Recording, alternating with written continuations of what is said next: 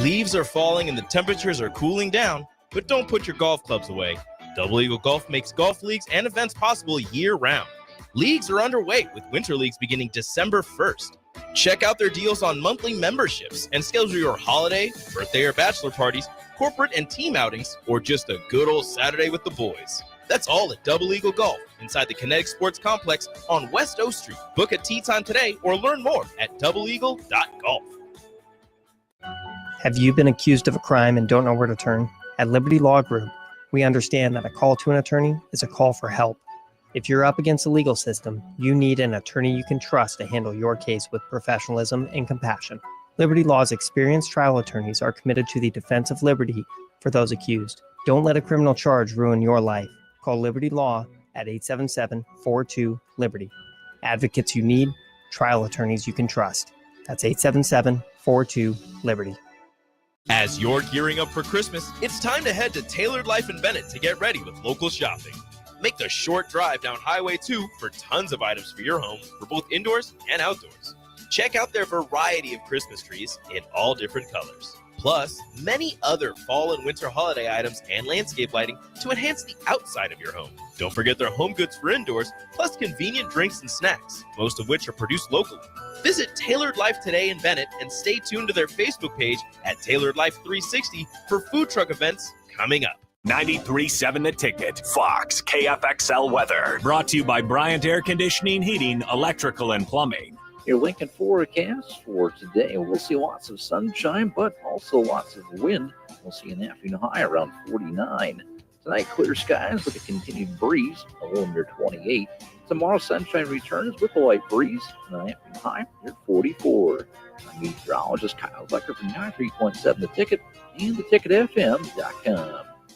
Start your Sundays off right with Jeff and Nicole Essink on Fitness Fanatics. Jeff and Nicole discuss health and wellness, how to achieve fitness goals, and more through the life of gym owners and gym goers. It's Fitness Fanatics from 9 to 11 a.m. on Sundays on 93.7 The Ticket and theticketfm.com. Hi, Sean Callahan here of HuskerOnline.com, inviting you to join us here on 93.7 The Ticket every Saturday morning now in our new time. We're on from 8 to 9 with the weekly Husker Online radio show. We'll give you the latest in recruiting. We'll talk about what's going on with both football, basketball, and we'll probably share a few stories from the inside. It's every Saturday morning right here on 93.7 The Ticket. It's the Husker Online radio show from 8 to 9 a.m.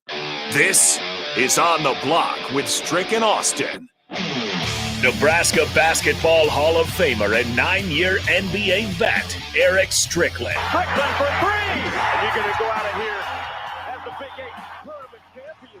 Middle school basketball coaching legend and Duke basketball shooting coach in his mind, Austin Orman. Coming at you live from the heart of Lincoln, America.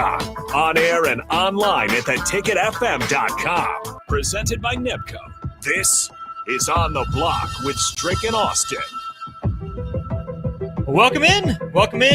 Hump Day show On the Block. Austin Norman here on the left if you're watching on stream. To my left in person, but you're right on screen. Oh, there he is. Is a traitor. E. Strick wearing the Houston gear? Yeah. And you're a Dallas guy? Stricky, man. what's up with that? It was a gift, bro. I'm a gentleman and a scholar. If somebody's treats me right and with love, unlike Sways, you know what I'm saying? Hey, I'm throwing Sways out there under the bus right now. Sways, leave the cookies next time. Indian giver Sways. Sways came in here and said, "Yeah, we're gonna hook you up, my guy," and he took everything with him. I said, "You're joking." But that's okay. See, I'm not that. I'm gonna represent. If you bless me, I'm bless you back. Quid pro quo kind of thing. You can't give quid pro quos when I give away the stricken.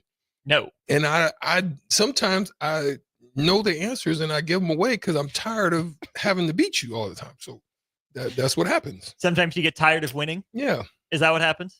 That's the case. It's the same thing that when Mike Tyson came out there and he would holla, he was throwing them good blows, and then your boy had to get in his ear and say, "Wait, bro, you doing a little too much." That check won't clear. He had to tap him on his back. tapped him on his back, said, "Okay, I hear you, my boy. I understand, sir. I'm going. I want this check." So yeah, that's when he started. But the reminder was, "Let me bite that glove. Settle down, Mike. Settle down, Mike. Let me eat on this glove instead of eating on him over here." Right? Yeah, that part. So yeah, that's what I do sometimes. I get it. Yeah. I get it. You're just generous. You're a man of the people. Man, I love the people. I love the blockheads especially. They're some of my. This is one of the best parts of my day. No matter what's going on, like I love to go to the gym and do that stuff. I love a good cigar at Cigars right down the street. You know, I like to go. Matter of fact, I'm gonna stop it. Lawyer, I'm on my way in a little while. Just know I'm gonna pop my head in and say what's up.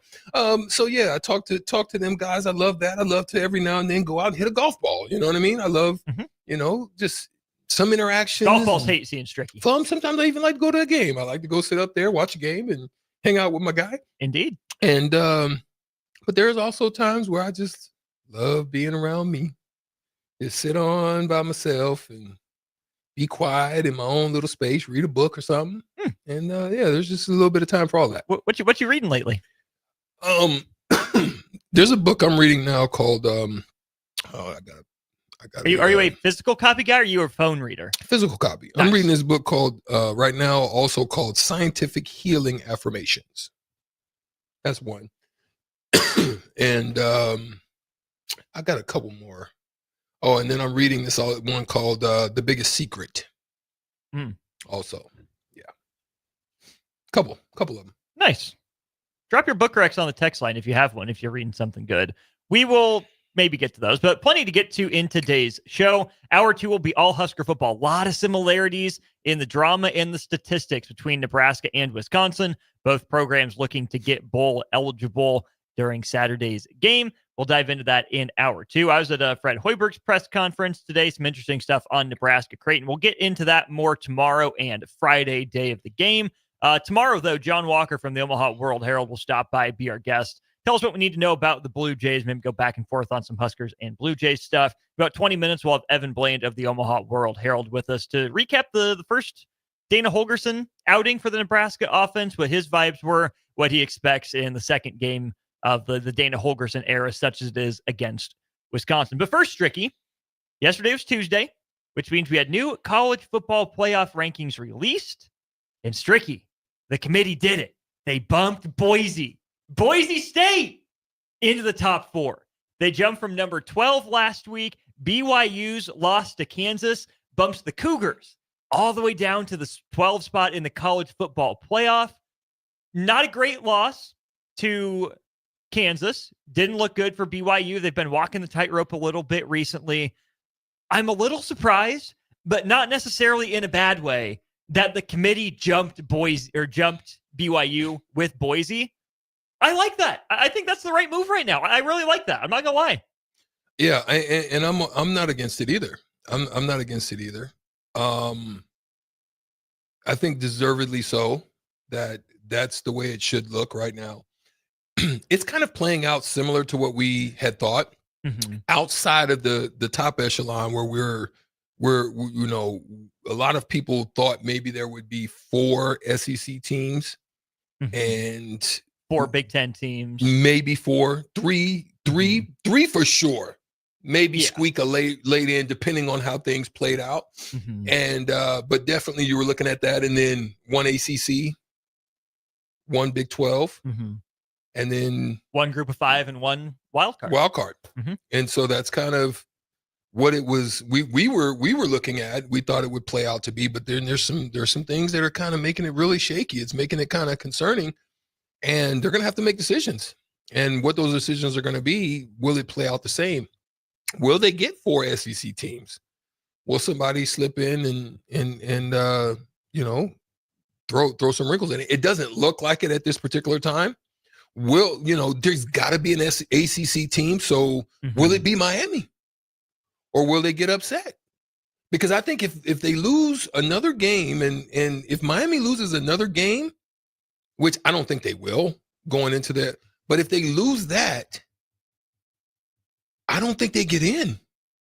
No, absolutely not. I don't think they do. The way the committee set this bracket up last night, Strick, tells you that they're putting in 4 Big Ten, 4 SEC, one of everyone else in a wild card, which that wild card right now is Notre Dame. On Miami, I saw this from Bill Connolly of ESPN. He kind of had the write-up on the Canes, who I think it would be a shame if they missed the playoff. Cam Ward is fun, very fun. I'm a Cam Ward enjoyer. I think that team, the fireworks that they can put up, I think they need to be in the college football playoff, but they've got to win. They control their own destiny right now, and why is this not logging in? Are we good? Are we good? What are you locked out of? Well, it's not letting me log into ESPN. Even though I just read it before. Anyways, basically the point from Bill Connolly was that, I think I'm in. There we go. Okay. I'm getting there. Wait. Okay. So right now, Miami does have the best title odds in the ACC. They're 48.4% likely to win it, according to SP+. The only other two teams in the race right now are SMU and Clemson. SMU gets a 40% chance on the nose. Clemson at 11.6. All SMU has to do to clinch a championship game appearance is win one of the next 2 games. They go to Virginia and they get Cal in Dallas. So SP Plus says there's a 96% chance that SMU goes 1-1 or better. The flip side of that, Miami has to win each of the next 2 games to clinch. They get Wake Forest at home and they go to Syracuse there at the end of the year. They get 80% chance of winning the next 2. But if Miami loses 1 and if SMU loses 2, there is still a chance for Clemson. But this is where Strick, Clemson didn't do itself any favors. The loss to Louisville kills them. SMU beat Louisville. Miami beat Louisville. Clemson didn't show up against Louisville, essentially. So it's basically almost assuredly Miami and SMU unless we get some crazy hijinks. And then it comes down to Miami SMU. Which team do you like better? Where are you at with it? You already know where I'm going to go. Who am I rolling with? Negative. Yes. That's why I flipped it. That's why you flipped it. Yeah. The up, just like I tell you I'm doing. Thumbs down. I roll with the underdogs. There's 2 reasons. Do you prefer to flip it or do you prefer the make it the L? Which do you prefer? Flip it. Flip it? Okay. I like that. Okay. There's a few reasons why. One, my ex, so Deion Jr. Played there. So got a chance to know, the organization, be there in the stadium, hang around some of the players. So that part. 2 is just their story. It is a story to me of conference sacrifice. I'm going to tell you what I mean by that. They sacrificed where they were to integrate themselves into a conference and sacrifice the money. It wasn't about the money. It was about the opportunity. It was about the opportunity to put themselves in a position to be where they're at now, looking at an opportunity to get into the college play. They figure, look, we just want to be just let us in the game. Just let us in the building, coach. You know what I mean? And being someone who's been in that situation where they've gone into play on teams, been cut, been let go. A lot of people don't really think about SMU unless you're going back to Roger Craig. Yeah, not Roger Craig, but Eric Dickerson and was it Craig? Craig James. Craig James, yep. That whole situation and the getting the death penalty. Right. And you remember that, but you don't remember much. And little pop-ups here and there, not very good. And now they're showing improving. I like that. I love the story, the underdog story. So that's the only reason why. Not all this stuff. You've seen the ESPN 30-30s and you know the stories, the Michael Irvins and all that's come through there, the Ray Lewis's, and you've seen all of the documentaries. You know who they are.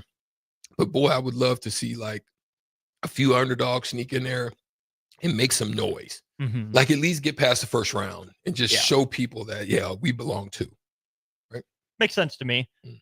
In the college football playoff rankings, just the numeric rankings, not the bracket right now, 9, 10, 11 is a whole cluster.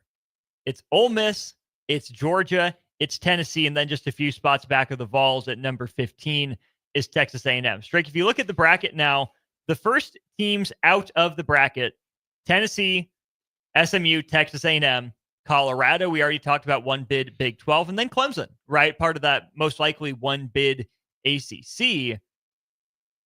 Obviously, can Colorado get to the championship game? Colorado's one of the favorites to get to the championship game. Like right now, we're on pace for that Colorado and BYU championship game. Oh, then revenge. Let me go back to comes into fact, right? Because they lost. That's who they lost to. That's one of the teams they lost to, right? Yeah, us and them. So. Us and BYU, right? No, they didn't play BYU. Oh, they didn't play BYU. Okay, I believe so. Who's there? BYU beat Iowa State. Who was it? No, it wasn't. BYU smacked Kansas State. That's who it was. Hey, that's who it was. Here's another thing. Kansas State has a better resume than Illinois and Missouri. Kansas State beat BYU. Kansas State beat Tulane. Both teams are ranked. And K-State's not in the top 25. Not a good loss to Houston, right? Not good at all. Mm-hmm. But Kansas State's resume is still better than Illinois' or than I think Minnesota was the other team that's hanging on at the end of the rankings there. I don't want to get too far into conspiracy, but Stricky, we talk about the SEC bias as well. It kind of feels like right now, Indiana and Minnesota are in the back end of the rank, or Illinois. Sorry, Indiana deserves to be where they're at. Illinois and Minnesota are just in the rankings to justify a 14 Big Ten. You mean Missouri? I just want to make sure you mean Missouri, not Minnesota. Yes, Missouri. Sorry. Okay. Yes. At okay. number 23. Missouri right. Not playing well. Illinois cooled off since the start. Mm-hmm. I think we're underrating Arizona State. I think we're drastically underrating Kansas State in terms of the resume. Problem is, Arizona State and Kansas State combined, according to SP Plus, only have a 12.8% chance to win the Big 12. Your top two out there, Strick, BYU and Colorado. I don't think Colorado has done enough to earn in that large spot. I do think BYU has.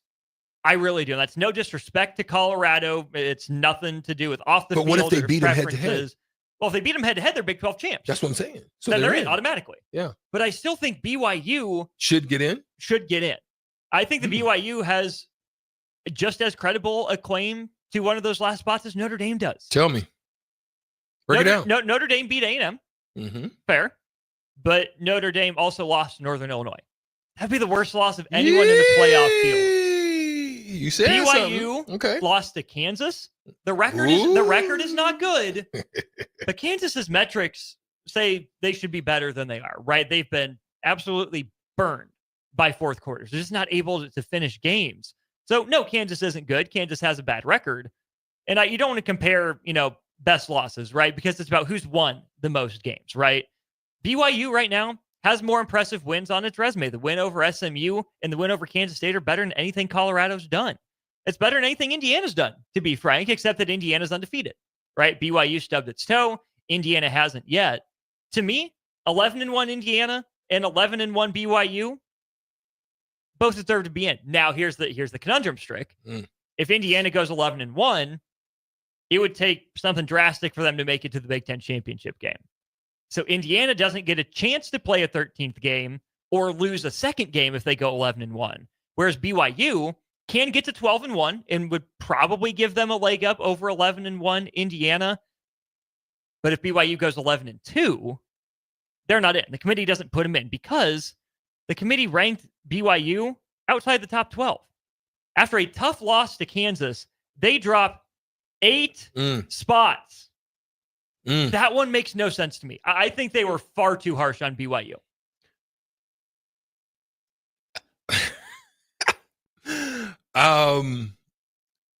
Again, it's that thing we've been talking about, man. These biases, man, they play more of a thing than we can even think about, right? Mm-hmm. The way you break biases is you go and you schedule SEC and Big Ten non-cons and go beat the brakes off of them. Yeah. And that's how you raise your profile. Let's just call it what it is. That's what basically what the committee is saying.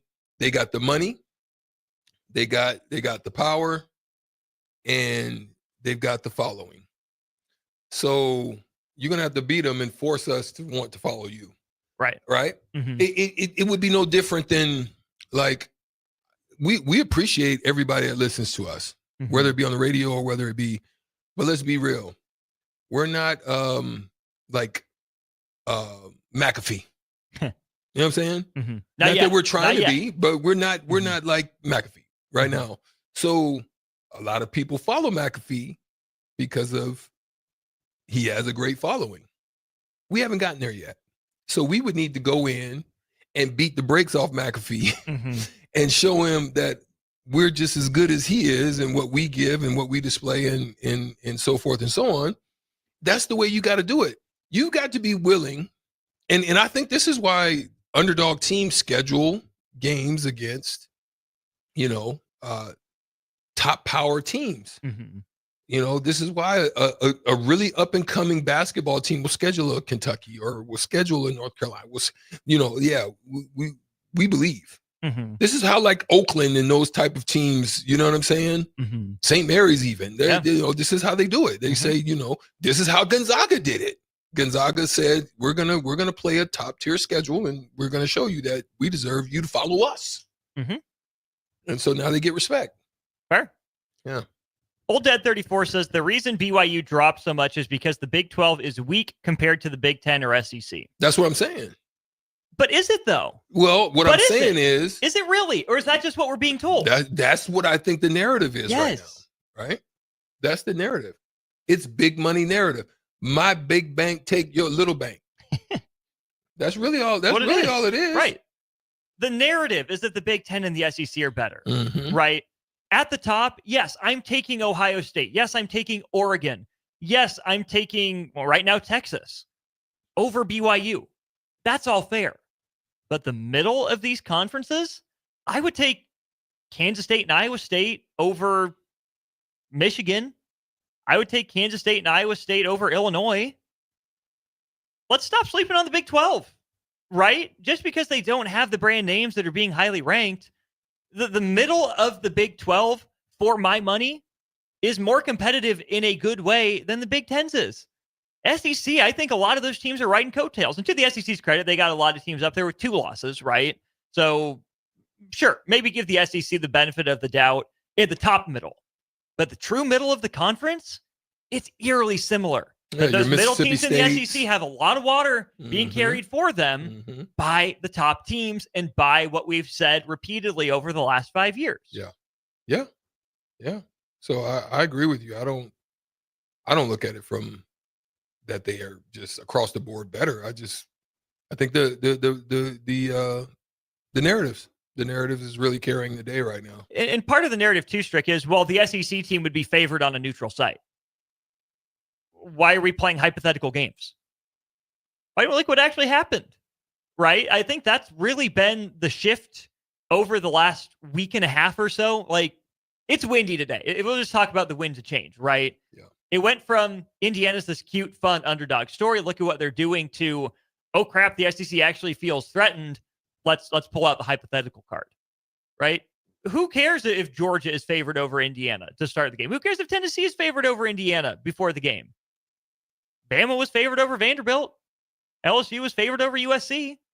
You play the games for a reason, right? You don't play hypothetical games, and that's where I think we get caught up is what could happen, what do we think would happen based on our preconceptions of this stuff, and not, hey, what have these teams actually shown us this year that they are or what they are not? If you lose 3 games, you're not a college football playoff team. Yeah. If you lose 2, you're going to be lucky to slide into 11 or 12. If you lose 1, you should probably be in the majority of the time. And if you go undefeated, please take your spot in the playoff. But that's not the system we've created for ourselves because of how we talk about these things. Gotcha. I don't know, man. Gotcha. Gotcha. That's all I can say. You laid that out quite eloquently, my boy. Yeah, I feel you. That's it. Let's just play the games. No game today. We'll play the shootout with Strick tomorrow. When we get back, though, we'll talk to Evan Bland of the Omaha World Herald, get his impressions from Nebraska USC as it relates to Dana Holgorsen, what he took away from hearing the new offensive coordinator, what he expects against Wisconsin, and even a little Husker baseball recruiting news. We'll call up Evan Bland. Keep on the block moving. Brought to you by Nebco. Looking for mechanics? Check them out at nebcoinc.com or constructorslincoln.com. More on with the show when we get back.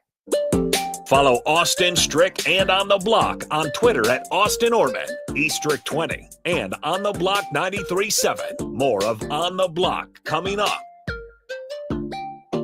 Salt Mine City is now open at 8th and R in the Haymarket. Come check out Lincoln's newest brewery with 12 beers on tap, including the popular Single Axle Light American Lager, Brick Street Amber Wheat, and so many more. There's daily drink specials like $1 off Moscow Mules on Tuesdays, $6 IPAs on Fridays, and $6 Bloody Marys on Saturdays. Stop by Tuesday through Thursday from 4 to 9 p.m., Fridays 4 to 11 p.m., Saturdays 11 a.m. to 11 p.m., and Sundays from noon to 8 p.m. It's Salt Mine City, Lincoln's newest brewery at 8th and R.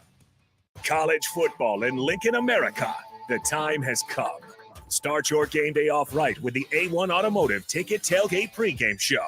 Join the ticket crew as they bring you all the coverage you need to get you ready for the action. It's the A1 Automotive Ticket Tailgate pregame show. Brought to you by General Fire and Safety, Raisin Canes, Perch Merch, Sunbelt Rentals, Mullen Motors, Select Plumbing, and the Kindler Hotel. On 93.7 The Ticket and theticketfm.com.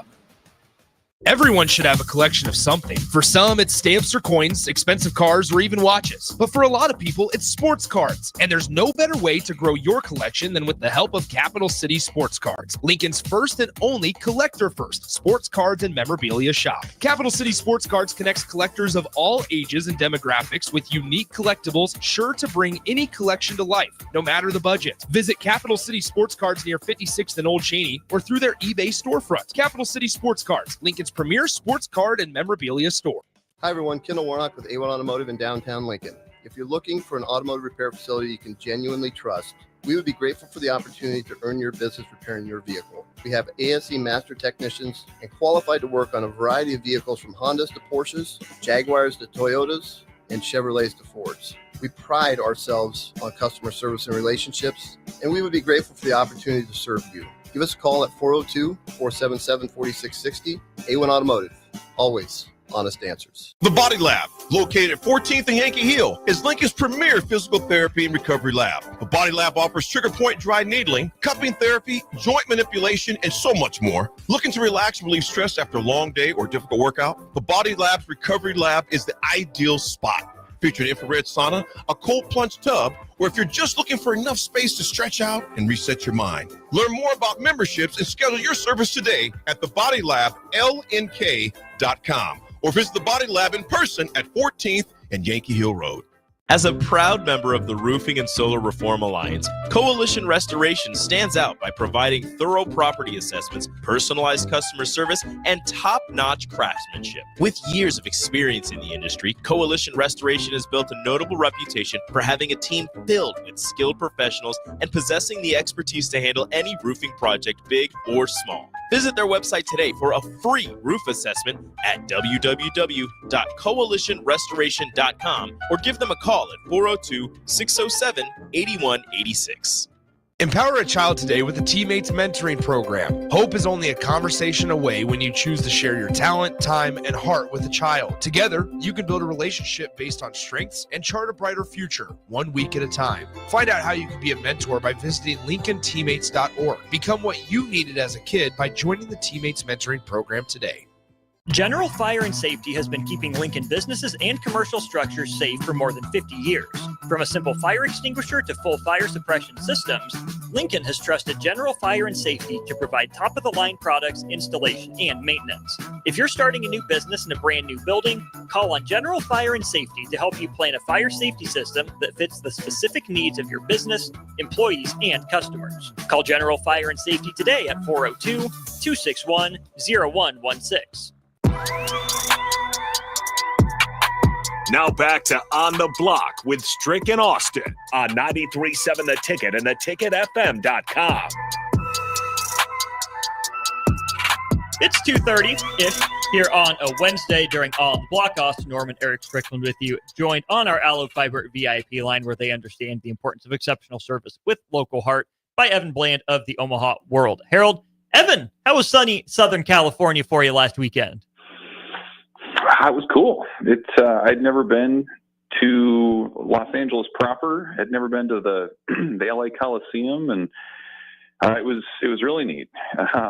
Went by one of the restaurants from Pulp Fiction, and toured the Coliseum and all the rest. So no, it was a great trip. A helmet game certainly that played out, and really everything but the results for any visiting Husker fans. So no, I had a great time. It's still weird that they're part of the Big Ten, but I think it's after kind of seeing the game day and how they do things, it seems like it's a really worthy addition. And the view from the press box looked like it would fit right in with the rest of the Big Ten, or not?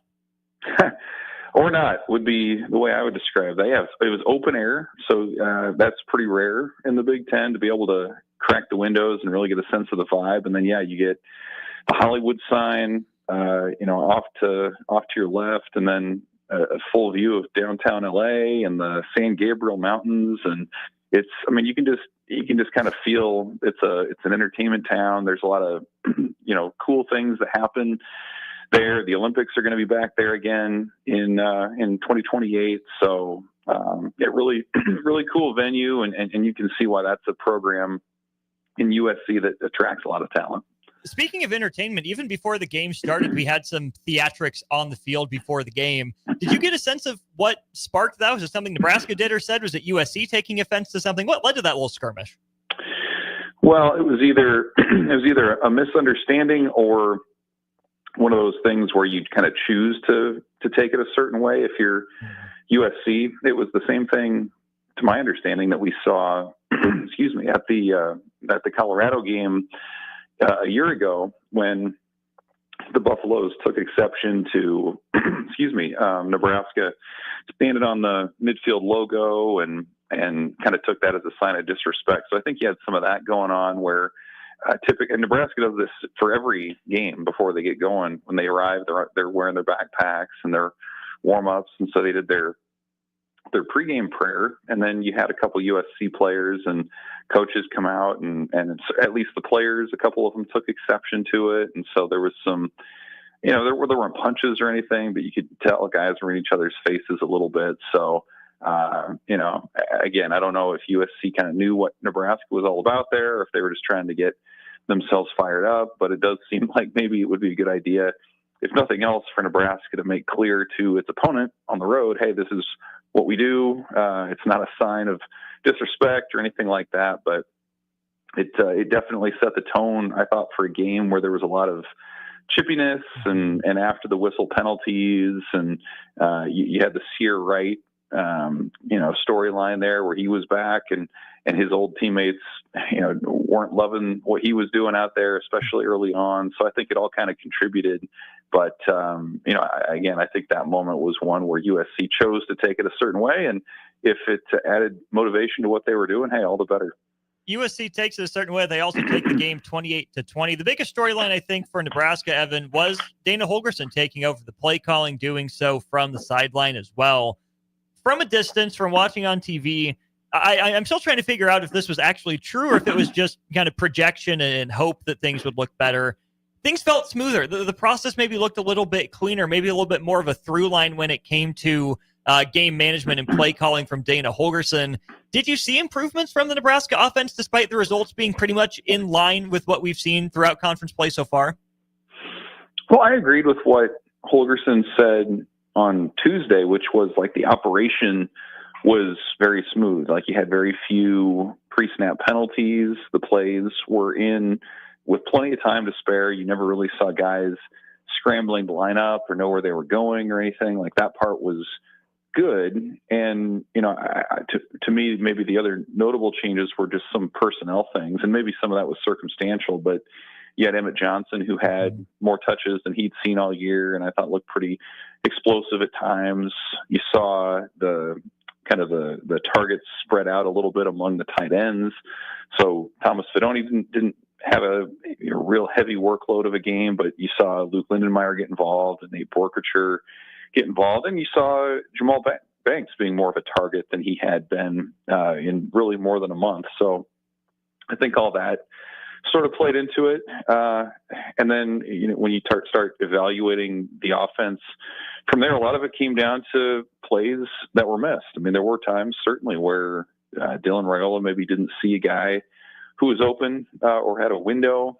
And then as Holgerson laid out this week, there were running backs that weren't always hitting the holes. There were, receivers who I thought actually did have a better game perimeter blocking than they had.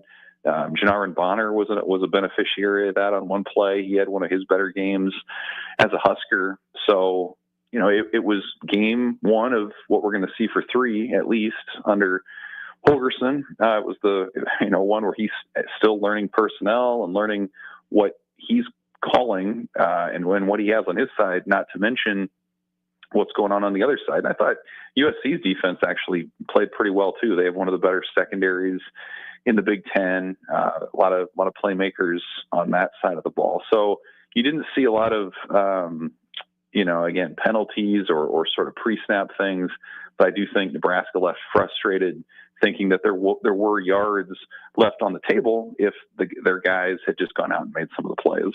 Yeah, let me stay there, Evan, real quick. Being that you were in the stadium, I can only tell you what I saw on film and during the game. But what do you make of the body language of Dylan Raiola? Like, it just seemed like it was, I know he tries to maintain a very calm, cool, collected demeanor, and I've also seen him have emotion. But what's your thought on it as you watched it there? Because it didn't seem like it was the normal type of body language that you would see from Dylan Raiola.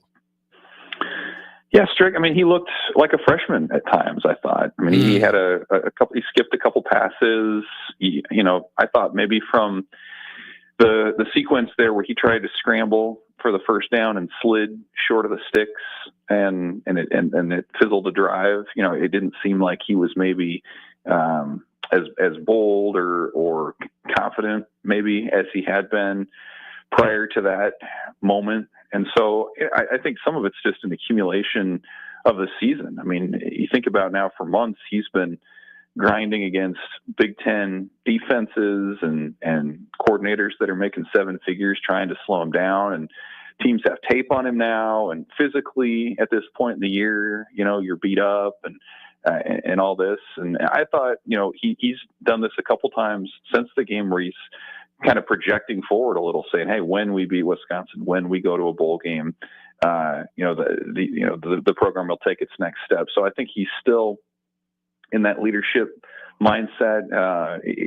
trying to help the program break through in areas where they haven't in a long time. But yeah, I think there's no doubt, like, the physical and mental toll of his first season at the college level has absolutely accumulated.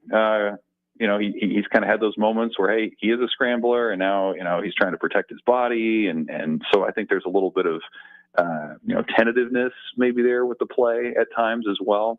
And, it's not going to get easier with Wisconsin's defense that just held Oregon to 13 points. And then you've got Iowa after that. So, one thing he generally has done pretty well is avoiding turnovers. And he had, I thought one of his poor throws, I think it was the third quarter that resulted in a pick. And then of course at the very end there.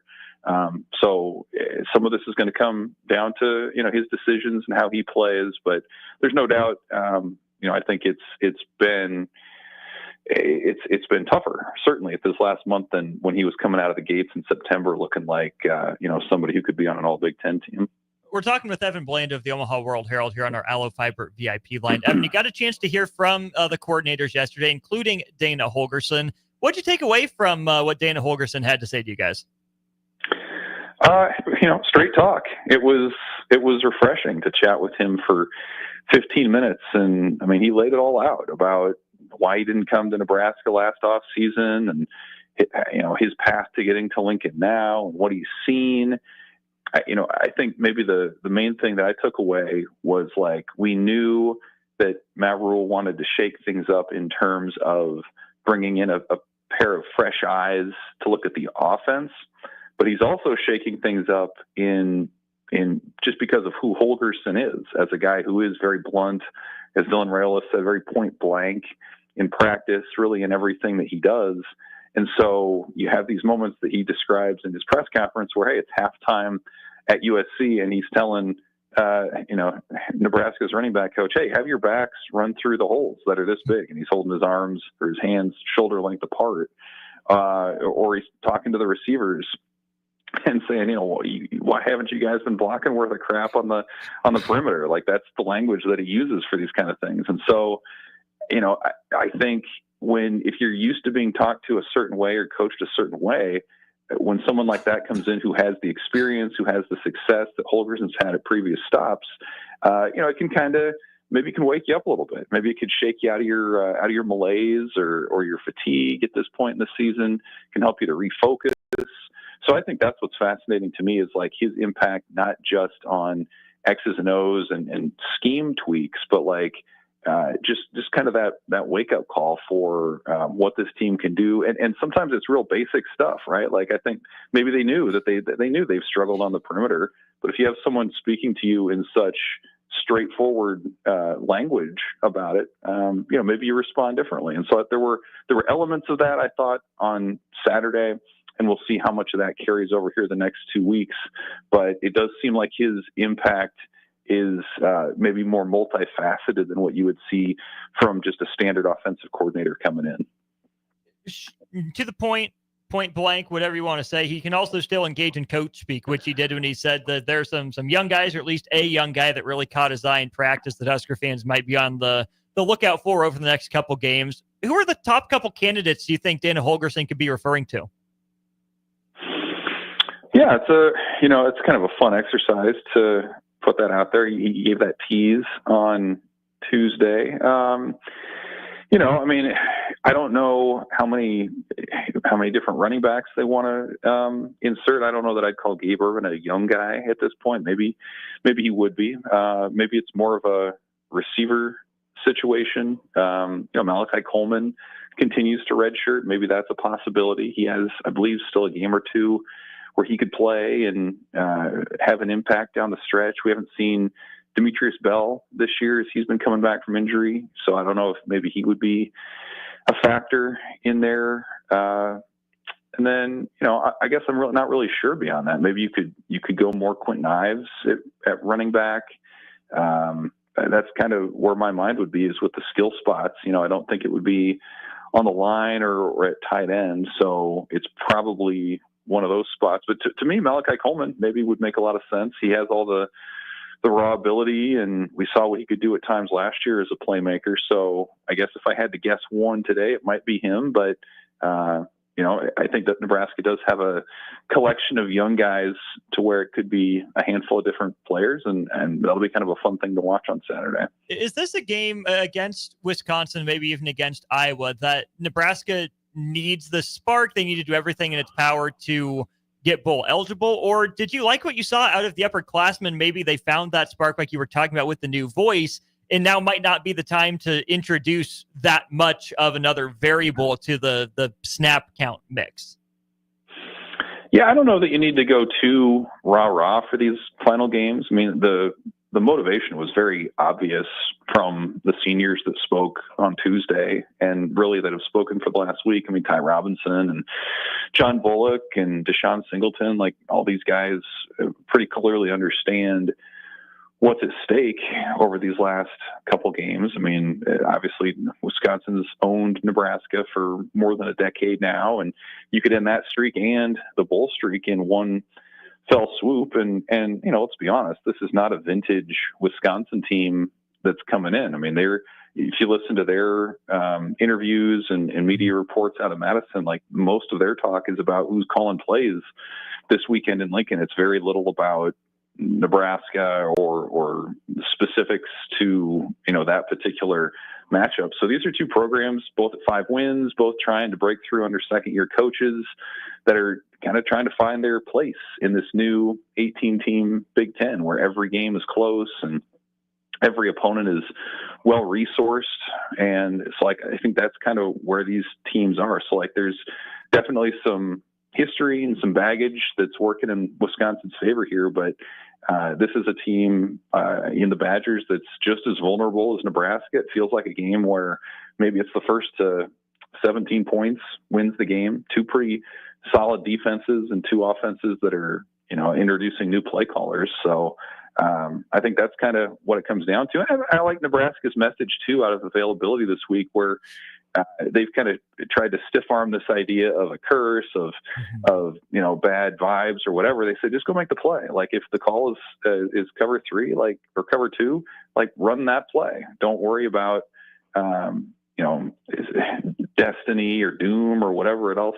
These cosmic forces out there. Just go out there and execute what you're trying to do, and things should work out. So I think that's where they are. And again, these are two programs where a win would be a big deal for both in different ways. And I mean, what a celebration that would be for Nebraska if they could break through on multiple fronts on Saturday. These two head coaches, Luke Fickell and Matt Rule, will be tied together for as long as I think they're in the Big Ten Conference and maybe beyond, depending on, how the next however many years go.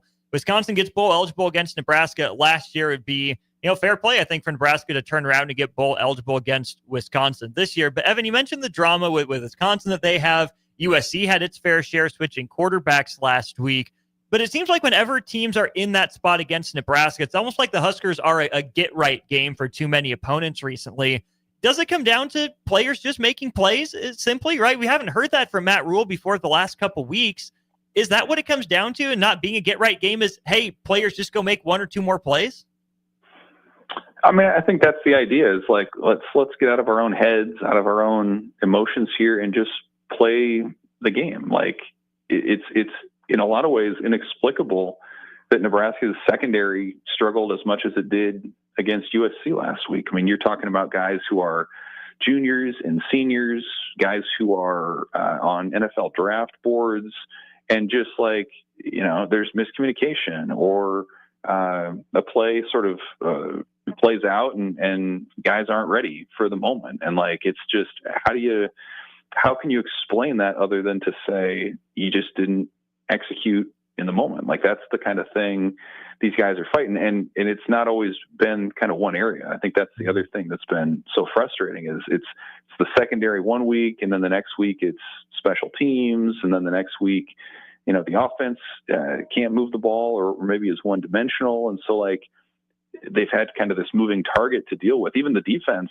in general, which has been their most reliable unit, has had games where the tackling just hasn't been great, or they haven't swarmed the ball, or they haven't forced a takeaway. And so you don't know week to week. It feels like the range of outcomes for Nebraska on a given Saturday is so wide, and they've yet to really play a complete game over 60 minutes. And so I think that's why there's still this idea of hope that, hey, if Nebraska does that, they can beat Wisconsin. I mean, they absolutely can beat Wisconsin. And so you think about now what's at stake in these last two games. I mean, you lose out, you're 5-7, and you think about what that conversation's into the off season, and contrast that with if you win out now and you go 7-5 and you beat Wisconsin and Iowa, and the momentum you'd have at that point. So I think all that's sort of in play here for the home stretch. But if you're a player or a coach, you can't get caught up in sort of the things that are at stake. You got to focus on the football. And I think too often that's been a struggle for Nebraska over the years, is they are so in tune with what this program means to the state, to the fan base, that they want so badly to turn that around that I think sometimes they can get outside of themselves a little bit. And so that's going to be a big challenge here this week and next. Evan, you've been generous with your time. We won't talk some Husker baseball with you, but you did just write a piece on a new recruiting member for the 2025 class for the Huskers. Maybe drop the name and where people can read your story on the commit.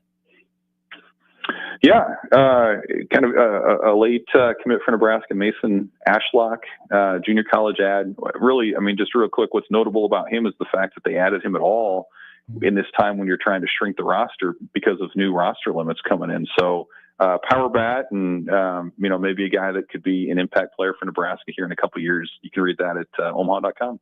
There you go. And Evan Blando WH on Twitter for more nuggets like that. Evan, as always, appreciate your time. Have a good rest of your weekend. See what's in store on Saturday. Can't wait. Thanks, guys. See ya. Evan joined us on our VIP line, brought to you by Aloe Fiber, where they understand two things, Stricky. What are those two things that Aloe Fiber understands? The importance of exceptional service with local heart. Ain't that the dang truth? That's the truth. One quick segment to go to wrap up Hour 1 of On the Block before we dive even more into Nebraska, Wisconsin. Download our app by searching for 93.7 The Ticket in your app store to stay in touch and listen all day wherever you are. More of On the Block next on 93.7 The Ticket and theticketfm.com. Are you a skilled mechanic looking for your next big opportunity? Constructors is hiring. We're looking for experienced mechanics to join our family-owned team. We offer competitive wages, great benefits, brand new service trucks, OEM-level diagnostic software, and career growth opportunities. Positions include lead and A-level mechanics for our shop and multiple field technicians. If you're driven and ready to grow with a company that's been around since 1908, apply today at constructorslincoln.com. Midwest Bank is hosting our annual Thanksgiving food drive, partnering with local Lincoln schools to provide Thanksgiving dinners to families in need. We hope to provide meals for more than 120 families in our community this year. You can help by dropping off a donation at either Midwest Bank location, 7001 Pioneers Boulevard or 2655 Jamie Lane. Any donation is greatly appreciated. Your community, your bank, Midwest Bank, member FDIC. As you're gearing up for Christmas, it's time to head to Tailored Life in Bennett to get ready with local shopping. Make the short drive down Highway 2 for tons of items for your home for both indoors and outdoors. Check out their variety of Christmas trees in all different colors. Plus, many other fall and winter holiday items and landscape lighting to enhance the outside of your home. Don't forget their home goods for indoors, plus convenient drinks and snacks, most of which are produced locally. Visit Tailored Life today in Bennett and stay tuned to their Facebook page at Tailored Life 360 for food truck events coming up. Go Hog Wild Pit Barbecue. It's $5.99 barbecue time. Hurry to Hog Wild for a complete barbecue meal that's only $5.99. Get a one-meat sandwich loaded with our award-winning barbecue, plus your choice of a classic side and drink for just $5.99. Upgrade your sandwich to beef brisket for just $1 more. Join us for lunch or dinner in Lincoln at 3210 Cornhusker Highway. Order online at GoHogWild.com. But don't be late, we close at 8. After a long, hot summer, are you ready for fall? What about your home? Is your heating system ready for cooler temperatures ahead? Be sure and call Bryant for your fall heating check. No matter what brand of equipment you own, Bryant's trained technician will thoroughly clean and inspect your furnace or heat pump to make sure you stay warm and comfortable. Call today to schedule your home heating check. 467-1111. Bryant Air Conditioning, Heating, Electrical, and Plumbing. 467-1111. We do whatever it takes. Fall is here, which means it's time to dive into a new lineup of autumn flavors at Wings and Rings, your home away from home during football season. Their all-star lineup of wing sauces is adding 2 new impact players, curry garlic and pumpkin chili. Need something delicious before kickoff? How about starting your meal with their brand new chorizo nachos and loaded fries? You better act fast. These new tastes of autumn won't be here long. So make the trip to one of their 2 Lincoln locations today on O Street or Village Lane. Big box stores are tempting for buying equipment for your high schooler in sports or for yourself in your sports leisures. But buying new is awfully expensive. Why not go somewhere with new and used options? Play It Again Sports is quality, slightly to gently used equipment, and 50% of their inventory is actually new equipment. And it's more than baseball, softball, and golf. They also have equipment for disc golf, fitness, hockey, and more. Plus, they're always buying products. Bring your gear you're done with and get trade money on the spot. Play It Again Sports at 48th and Vine. We fix basements. We fix basements. We fix basements. We fix basements. We fix basements. At F Foundation Repair, we've been fixing basements for over 30 years. We're your local foundation repair experts. Our warranties stay here. Our people work here. You can trust us to take care of your home. Go to WeFixBasements.com to learn more. Now back to On the Block with Strick and Austin on 93.7 The Ticket and theticketfm.com. Quick segment wrapping up hour 1 of On the Block before we get back into some Nebraska, Wisconsin football headlines here. Stricky, no conspiracy needed. Dalton Connect was on fire. last night. 21 points. And the good thing about that is I know you broke it down. There's something in me that just lets me know that you broke down there was something significant about what Dalton Connect did. It was pretty nuts. It's hard to score 21 points in 5 minutes in the NBA. Would you agree? Facts. Facts. It's hard to score 21 in general in the NBA. Is that fair? Yeah. Well, today's game, no. Well, but back then, I mean, but God, think about it. Are you back saying then, I could score 21 in the NBA? I'm saying Is that what back you're saying? then. I'm saying back then there were games in the 90s, and it wasn't because guys couldn't shoot. You can just go and do I know you would go look at the metrics and find out that there's better shooting in that time, more efficiency in that time. It's just we didn't have the high rate of shooting with the shot clock at 21 and just things like that. No, we kind of worked the shot clock down, and so we had games in the 70s, 80s, 90s. You know what I mean? And we didn't have games in the 140s. It just didn't happen like that. Right. So I would say it's not that it's easier, but I would say that you have a better shot at getting it now than back then. Fair enough. Dalton Connect is now part of a rather prestigious group of people. It hasn't happened a lot in the 21st century that guys have scored 21 points in less than 5 minutes. Here are some of the names on that list. You have Kobe Bryant, LeBron James, Dirk Nowitzki, Klay Thompson, Steph Curry, Paul George, Dame Lillard, CJ McCollum, James Harden. And your boy. My boy? LeBron James. Yeah, I said him. LeBron. I said him. LeBron James? Here are some other names. Did you say LeBron James? I said LeBron. You said LeBron. I mentioned him. Yes. Okay. His LeBron. teammate right now on the Lakers. Okay. Here's some of the other names, though, that have put up 21 points in less than 5 minutes. Manu Ginobili did it in 2007. I liked him. Against the Hawks. Ben Gordon did it for the Pistons. Chi-Town Bill? Oh, Detroit Bill. Okay. Detroit Ben. Okay. Current teammate D'Angelo Russell did it. D'Lo? For Brooklyn. What? Back in 2018 against the Toronto Raptors. And here's this one, Stricky. Kemba Walker did it in 2019. It's got to be Charlotte Kemba. It was Charlotte Kemba. Charlotte Kemba would snatch, Hey, he would do like who was the guy that would snatch your soul in Mortal Kombat? Gosh, who was that? What if I told you I never played Was it Shang Zi or what? I don't know what his name is. You never played Mortal Kombat? I know what it is. He was like, your soul is mine. Shang Tsung. Shang Tsung, but Kemba had one of the best snatches. Oh, that step back, man. And to go hard and just yaka and have you running like dang near out of bounds and into oblivion. Mm-hmm. Yeah, that Kemba had that thing. He could yank it on you. Pause. Not that way. Let's go. What else? I knew it was gonna happen. I knew this was gonna happen. I tweeted out that meme. And it took until 3:00 on the dot, but it happened. No. Add on the block 937 if you want to see the meme. Oh, man. It was too perfect. But here's the other thing, Strick, on this real quick before we go to break. LeBron James was asked about, Dalton Connect's performance and whatever, asked how the Lakers found Dalton Connect. And he said, we didn't find DK. The other 16 teams screwed it up. Did anybody watch him? Shoot. They didn't just screw it up. You don't find an SEC Player of the Year. We get it. Dalton Connect, came from Northern Colorado, right? Kind of a bit player, transfers up to Tennessee. I think sometimes we overthink the draft, right? Like Zach Edey has a role for the Grizzlies. There are a lot of questions about him. He's finding his way. Donovan Clingan, same sort of way. And now Dalton Connect. We talked about this with the college football playoff. So much of it is hypothetical. So much of it is about what could happen or what could not happen.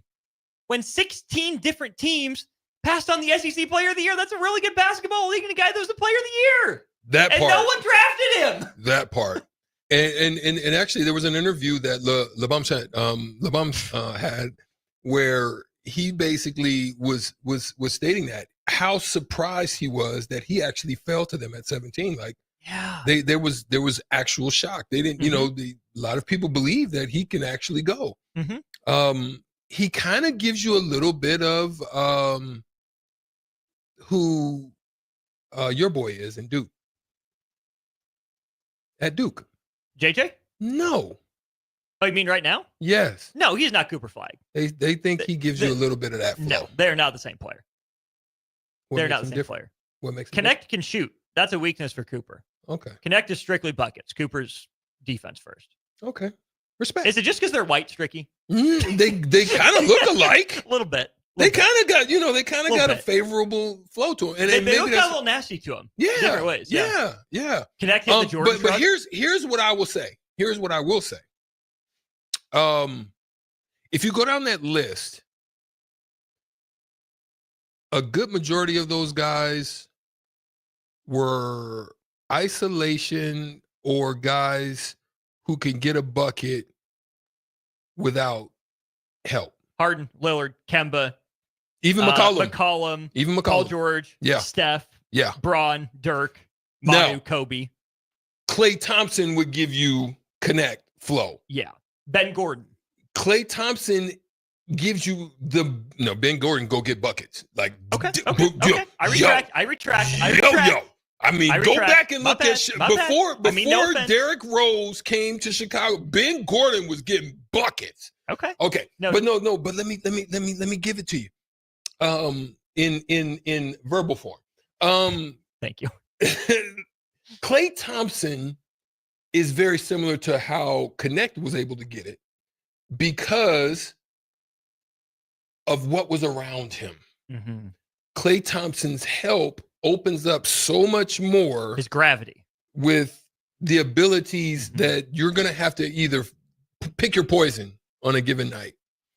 And that's how it is with them. AD is so dominant right now that you're double and triple and they didn't have no answer for him, which leaves great opportunities for him. And then LeBron, is doing pretty good. And LeBron.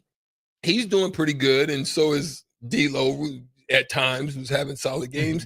And then, Austin Reed. So they got a pretty good balance of guys where on a given night, he can find himself getting great shots. And then they started finding. Once you get in the zone, Austin, they're going to start finding you. And that's what they did, and that's how he's able to get it done. They did a really good job looking for him. And I think helping Dalton Connect's case is having a coach like J.J. Redick who played that role. More the 2 instead of the 3, like Connect is playing, but same sort of way. 8757 says, can someone at the ticket please put together a compilation video of all Strick's pause moments?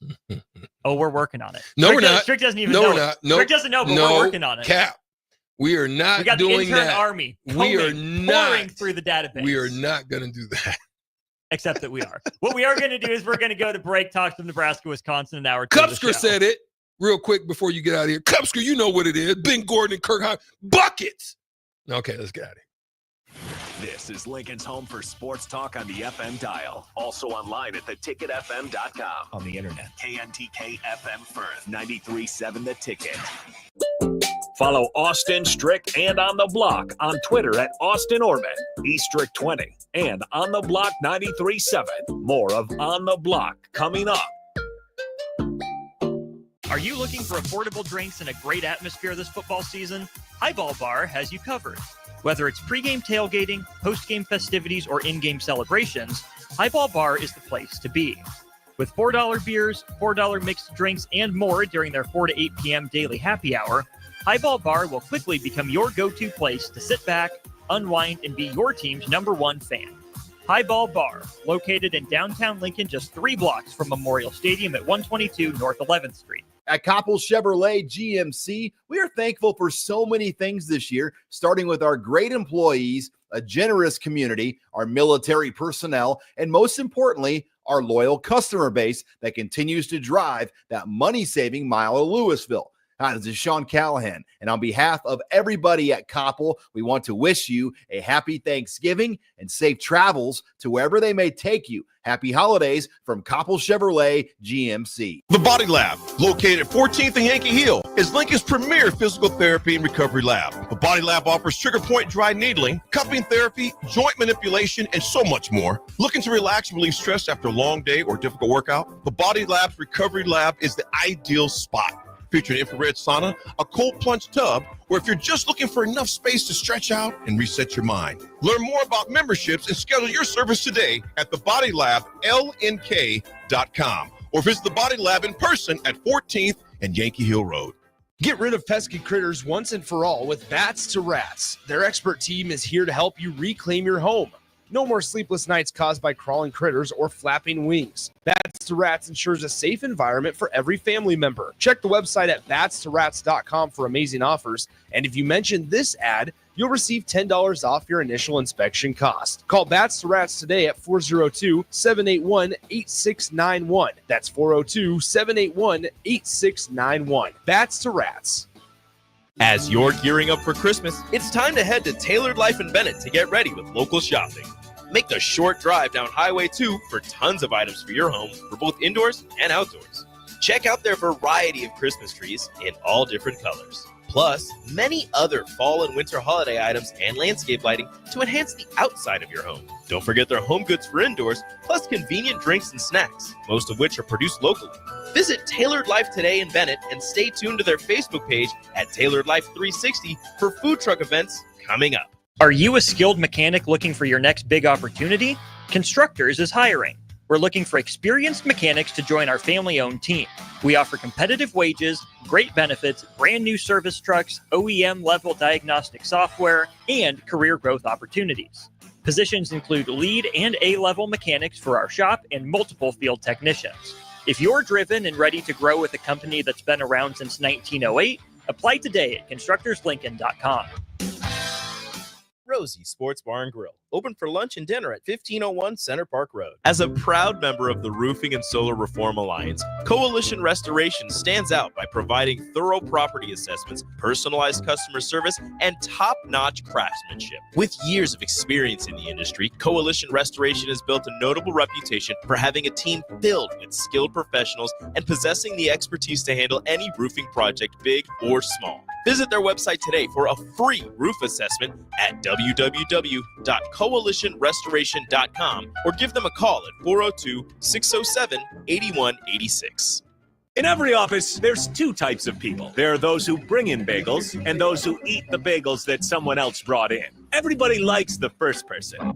Be that first person.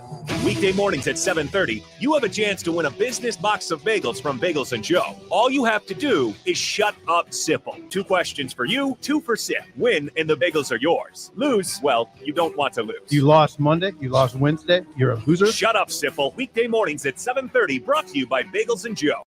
This is On the Block with Strick and Austin. Nebraska Basketball Hall of Famer and 9-year NBA vet, Eric Strickland. Strickland for 3. And you're going to go out of here as the Big 8 tournament champion. Middle school basketball coaching legend and Duke basketball shooting coach in his mind, Austin Orman. Coming at you live from the heart of Lincoln, America. On air and online at theticketfm.com. Presented by Nebco. This is On the Block with Strick and Austin. Hour 2 of the show comes your way from 1040 O Street, brought to you by the great people at Nebco. They are specifically looking for mechanics for their constructors branch. Visit constructorslincoln.com or nebcoinc.com to learn more, especially if you're a mechanic. They do have other positions open and available for you as well. All sorts of great positions at Constructors, at Ready Mixed Concrete as well. nebcoinc.com, the place to check. Nebco, definitely the company to be with. Austin Orman, Eric Strickland with you here. If you want to be a part of the conversation, we would love to have you along for the ride. 402-464-5685.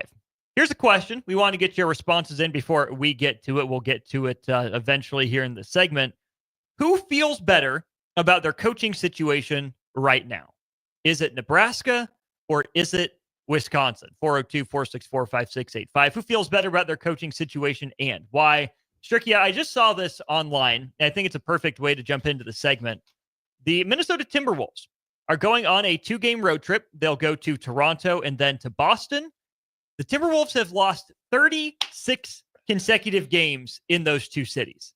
The Timberwolves have not. In what 2? In Toronto and Boston. Yee. Minnesota has not won in Toronto in 19 consecutive trips. Their last win north of the border was January of 2004, and it's been 17 straight Dang, trips that was to even Boston. before I was That's what I'm saying. God dang! And then it's been 17 straight trips to Boston without a win for Minnesota. Last win coming in March 2005. Well, that was right around the time. Wow, March 2000. Yeah. My goodness, that is devastating. Ain't it? But there's something about Toronto that maybe they cross the border and get excited. Let's sneak up there a little bit. Don't get no sleep, huh? Oh no. Hey, the reason that's relevant is because it has been since 2012 since Nebraska beat Wisconsin. Oh my goodness. Yeah, that goes to show you how important it is to not leave your chips on the table. Either put them in the game or take them home with you. Don't leave them on the table because then you leave bucket naked. They gonna get stolen. Somebody taking your cookies. My chips now. Right? Mm-hmm. So right now it's no one really to blame but themselves. You know what I'm saying? Like I'm not even gonna put it on. Even more now, I'm saying to myself, there comes a time where there's not anything that a coach can tell you. You've just got to say, I'm going to do my part, whatever that part is. If something happens in front of me, it ain't got nothing to do with me. I'm not going to get outside of myself trying to do something that I'm not supposed to. I'm not going to get in a gap I'm not supposed to be in. I'm not going to go outside my rush lane. I'm not going to go outside my coverage lanes. There's something, it's got to come to a point where everything I'm doing, me personally, us collectively, first it's got to start with you personally. What was my role? What was my assignment? What am I supposed to do? Because that way, when someone has a conversation about me, there ain't nothing they can say, but you was where you supposed to be. That's exactly right. Right? And then if I make a play within that, then I can do that. Now, once you've gotten to a point where there's confidence, there's winning, there's success, like in basketball, when we're struggling, I'm not just coming down shooting 30-footers. I'm not Jordan pooling it. You know what I'm saying? I'm not jumping in a pool where the pool has been emptied out. That's what's been happening with him as a player. He did go nuts not too long ago. In a loss, though. But he did go nuts. So I'm not coming down and shooting 30-footers. I'm coming down. Who's our guy? Oh, Dirk Nowitzki. Okay. Just who you wanted to? Mike Finley. Okay. Fast break. You know what I mean? Let me get mine in. But I'm not coming down and pulling a three. No. I'm to the Baja. If I get to the free throw, now I'm doing something. That's what I'm saying in football. It's got to be that same mentality, because I think that's the problem that they have in Dallas. A bunch of guys that want to just do their own thing. It's really about them. It's about show and prove. It's about. I don't think collectively they're on the same page. And and we're not talking about them, but Nebraska's got to get to that point to where it's not just about you. It's not about your glory, your writing in the paper or your ESPN moment. It's about the team, because Sierra Wright had a wonderful game. Love it. But it means nothing at the end of the day because you took an L.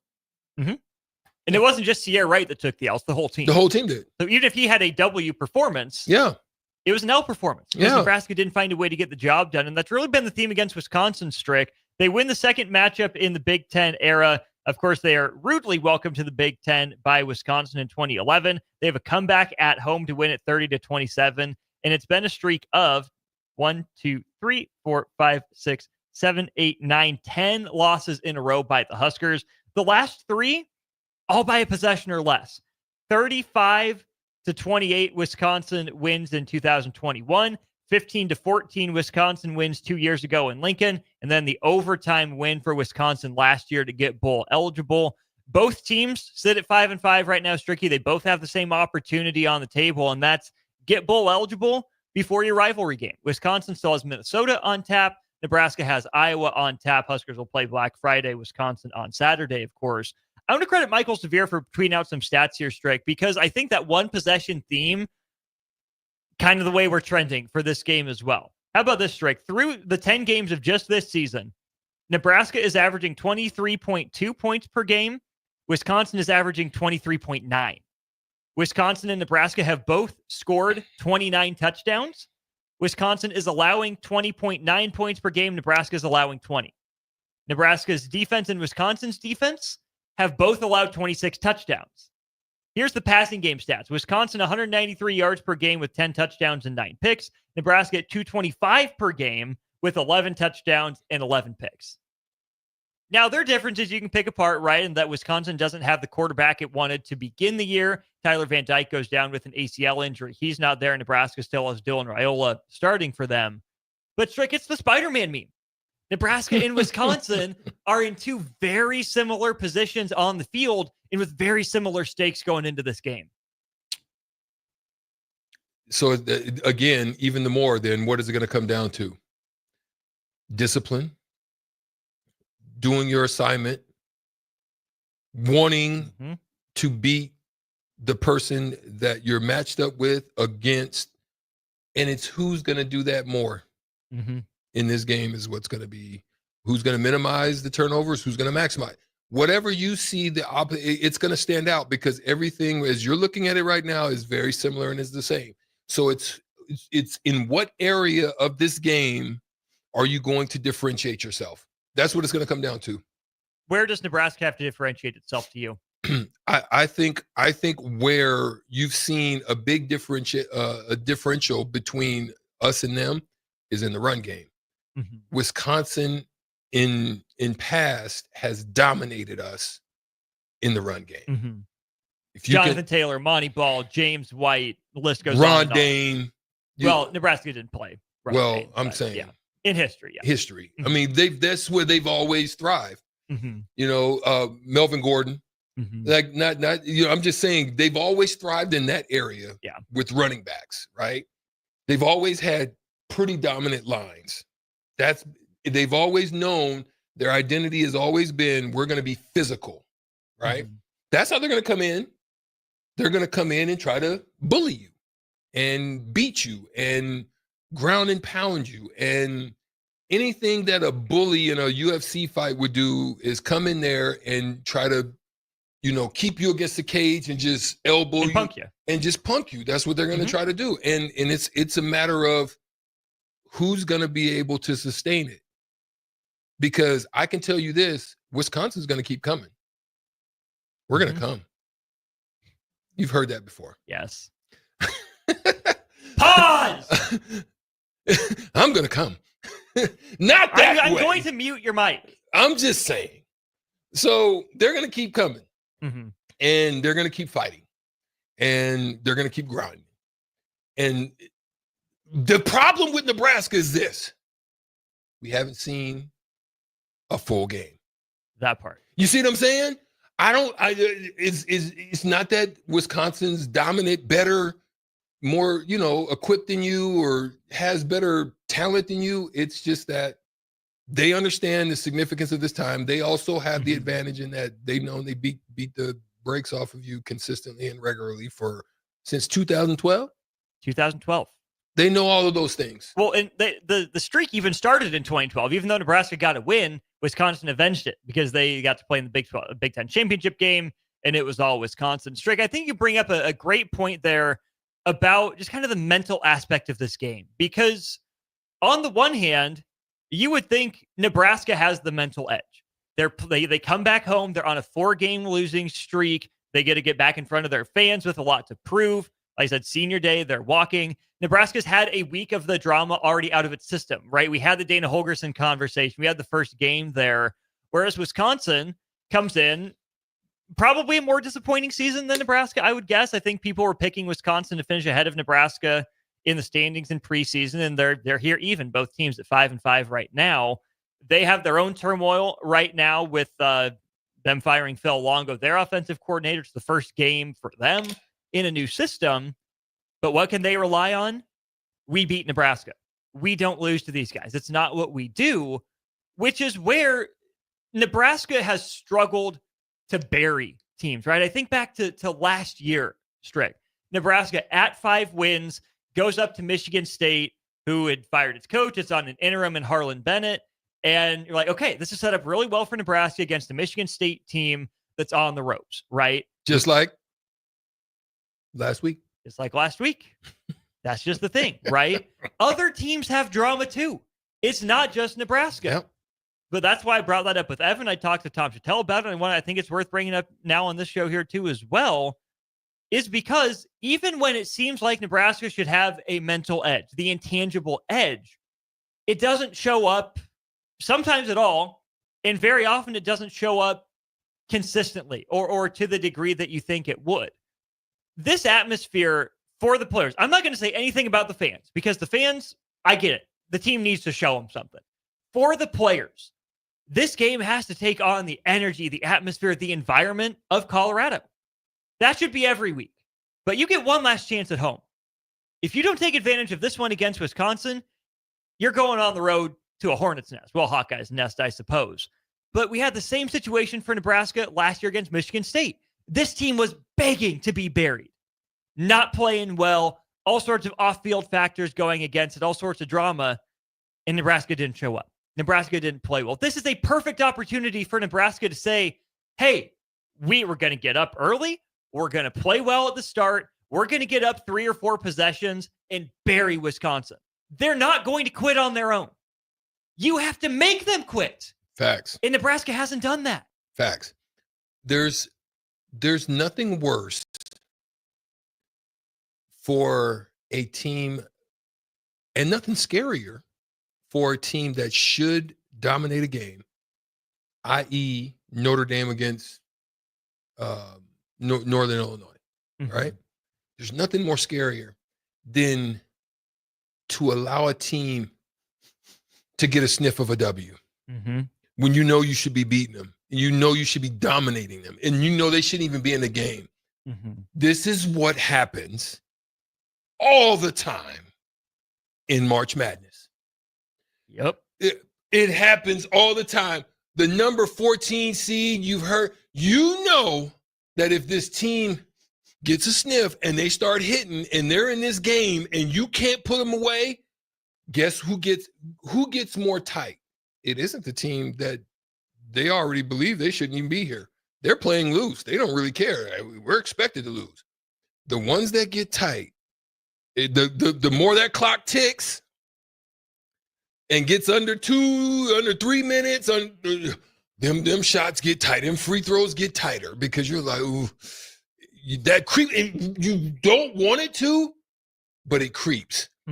So, like you said, go and bury the hatchet and get after them. Don't come out like they've done for the last freaking 4 weeks with this half freaking effort and go 3 and out. Go freaking run a drive all the way. If it's 75, I don't care. Bump, flipping the field, making flip the dang scoreboard. Make the scoreboard get to, get hot instead of a 0 on it. Run out of fireworks. You know what I'm saying? Yeah. Let the balloons go into the air and blow. Stop all that, man. It's like it's been the same motion picture. It's like watching the same movie over and over because that's the only movie that comes on your TV. It all of a sudden you're just like, give the fans something to cheer about. Right. We have a couple texts on that very topic here, but before we get to those texts, 402-464-5685, Chuck, I think another part of the problem with Nebraska is that, generally speaking, I agree with what you say, right? It's the favorite that gets tight, right, at the end of games. We see it all the time. But when it comes to Nebraska, if Nebraska is the favorite and things get tight, we do see Nebraska tighten up. But how many times, Strick, have we seen Nebraska as the underdog, right? But not do enough to have the lead as late as you'd want, right? Nebraska's not putting the pressure on the other team to go make a drive late, right? It's a completely different game if Nebraska scores its last touchdown halfway through the fourth quarter instead of early on in the fourth quarter. Ohio State had a whole quarter. Ohio State wasn't tight. They've been there in that moment. And then, Strick, Nebraska has an abysmal record, down 1 possession. Nebraska doesn't play loose and put that pressure on the other team when Nebraska is the underdog. Nebraska tightens up, gets down to the 35 or 40-yard line, and that's that. Yeah, things are going to get tougher there, right? They are. Defenses are going to tighten up with a shorter field to defend. But where's the explosive play for Nebraska to score and change momentum in a hurry? Where's the methodical drive that just says, nope, we're good, we're loose, we're composed, we're playing the same way we have all game. We're going to keep running our stuff. There's nothing you can do about it. It's not there. When Nebraska's the favorite, Nebraska gets tight and loses the game. See Georgia Southern. But when Nebraska's the underdog, Nebraska doesn't do what other underdogs do and play loose the whole time. Nebraska always ends up one possession short. They're not loose enough, or they tighten up at the end when they're the underdog. The moment gets too big for them. It's literally the worst of both worlds for Nebraska right now as a program. There it is. Well said. All right, text line. Let's get to it here. Gorilla Bear says, come on, we already know the result of this game. Nebraska plays close, pisses it down their leg at the end. We do the same old spin about how close they are. Nebraska hasn't had a mental edge anytime in the last 10 years, unless you count Colorado, but I'll give that one to the fans. It makes you feel like they do the way they play sometimes. It makes you feel like they believe that they come out and sometimes play like they've won 30 straight games and haven't lost. Like, oh, okay, yeah, we're just gonna come in and they can do whatever they want in the first half, but by the time we're ready to play, it's a wrap. That's how it seems like they're playing. Like, no urgency to get a W. It just kind of seems like they just kind of get started and hope at the end that they're in there enough to get a. No, go bury a team. That's what excuse me. That's what I could say I like about Indiana. Yeah. Indiana goes out and says, we're going to keep burying you. We're going to beat you by 30 or 20 or whatever the case may be. Granted, maybe the teams and the schedule, whatever it is, but they just say, we don't care what the schedule is. We can go beat you. And that's what I haven't seen out of Nebraska. Their schedule was lined up for them to have such great success, my boy. I don't care. Even if you lost to Indiana. Even if it looks tougher now. It was all there. It was there. It was there for him. And, let me be honest, it was there for him the last 3 years. Don't be surprised if Nebraska's schedule looks like Florida's did this next coming year. Don't be surprised. What does it look like? Have you seen it? Yeah. We have it. I'll pull it up real quick. Help me, show me, or in the next year or two, because they can't. They've been skating. Okay, so next year for Nebraska, Cincinnati in a game that sounds like it's going to get played at Arrowhead Stadium. You have Akron and you have Houston Christian. Excuse me. Your Big Ten road games are at Maryland, at Minnesota, at Penn State, at UCLA. Your Big Ten home games are Iowa, Michigan, Michigan State, Northwestern, USC. Not bad. Man, it is fine. It's fine. If there is improvement and development. Yeah, it's fine. It's normal. Yes. It's toss up. It's not, now, because Penn State is able to Penn State it. You just never know with them. So, let's it's manageable. It's a manageable schedule. It ain't like you had to go see Oregon, Ohio State, and Penn State all in the same breath. You know what I mean? Because I still think Michigan's, if they get the quarterback now, he might be on the side. We'll see. 0177 says he hates to agree with Gorilla Bear, but he can't say he's wrong. Cubsker says it's really been that long since the Kenny Bell block. I was 13 years old. Yeah, it's been that long. BJ in Wichita says if Nebraska throws the ball 38 times again, that's not good. Wisconsin does have a good secondary. Brad says Nebraska will find a way to blow it, and then says, LOL, we all dream. I don't want to speak for you, Strick, so I'll give my opinion, then I want you to follow up on this. I'm not saying Nebraska is going to bury Wisconsin.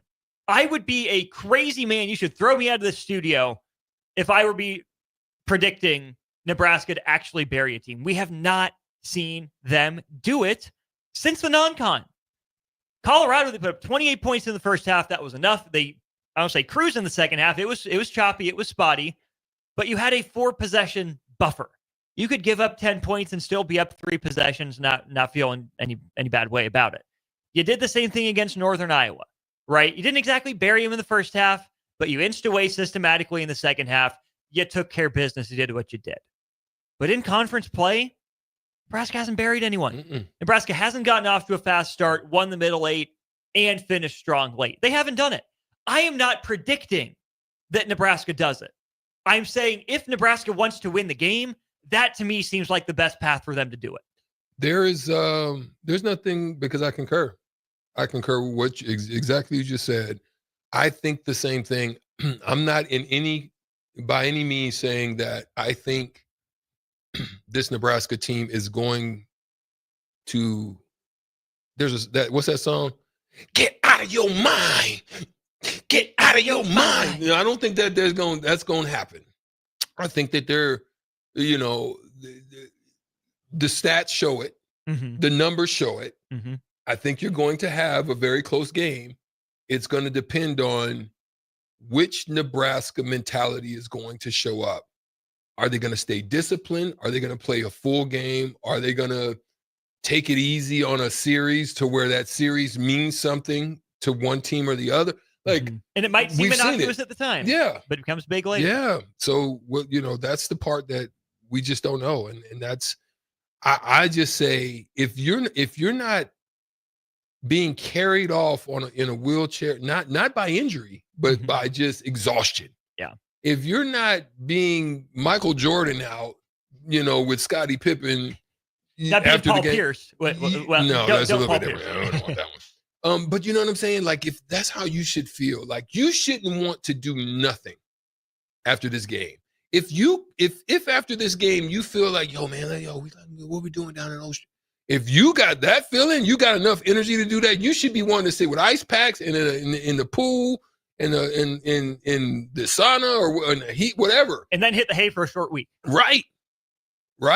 Like, that's what I'm saying. If this game doesn't inspire you to be able to leave it all on the field, then they've got bigger problems than any coaching staff or any players that they can fix. It's a mental problem at that point. 0196 Mississippi Mud Dog, Craig and BJ in Wichita. We see your text. We also see people on the YouTube stream, including our guy Sways is out there, Brad and Cherry Bomb as well. We will get to more of your comments when we get back here to On the Block. Download our app by searching for 93.7 The Ticket in your app store to stay in touch and listen all day wherever you are. More of On the Block next on 93.7 The Ticket and theticketfm.com. You've seen them come and go. Franchise testosterone clinics that pop up and then whoosh, they're gone. These franchise clinics quickly find out it's not easy to compete with Limitless Male. Limitless is locally owned and operated with a flawless protocol that has elevated them to be the best in men's testosterone replacement and sexual performance. By adding GLP-1s, our patients are losing weight in a healthy way. To feel your optimal best, schedule a free consult at limitlessmale.com. We fix basements. We fix basements. We fix basements. We fix basements. We fix basements. At F Foundation Repair, we've been fixing basements for over 30 years. We're your local foundation repair experts. Our warranties stay here. Our people work here. You can trust us to take care of your home. Go to wefixbasements.com to learn more. 93.7 The Ticket, Fox, KFXL weather. Sponsored by John Henry's Plumbing, Heating, and Air Conditioning.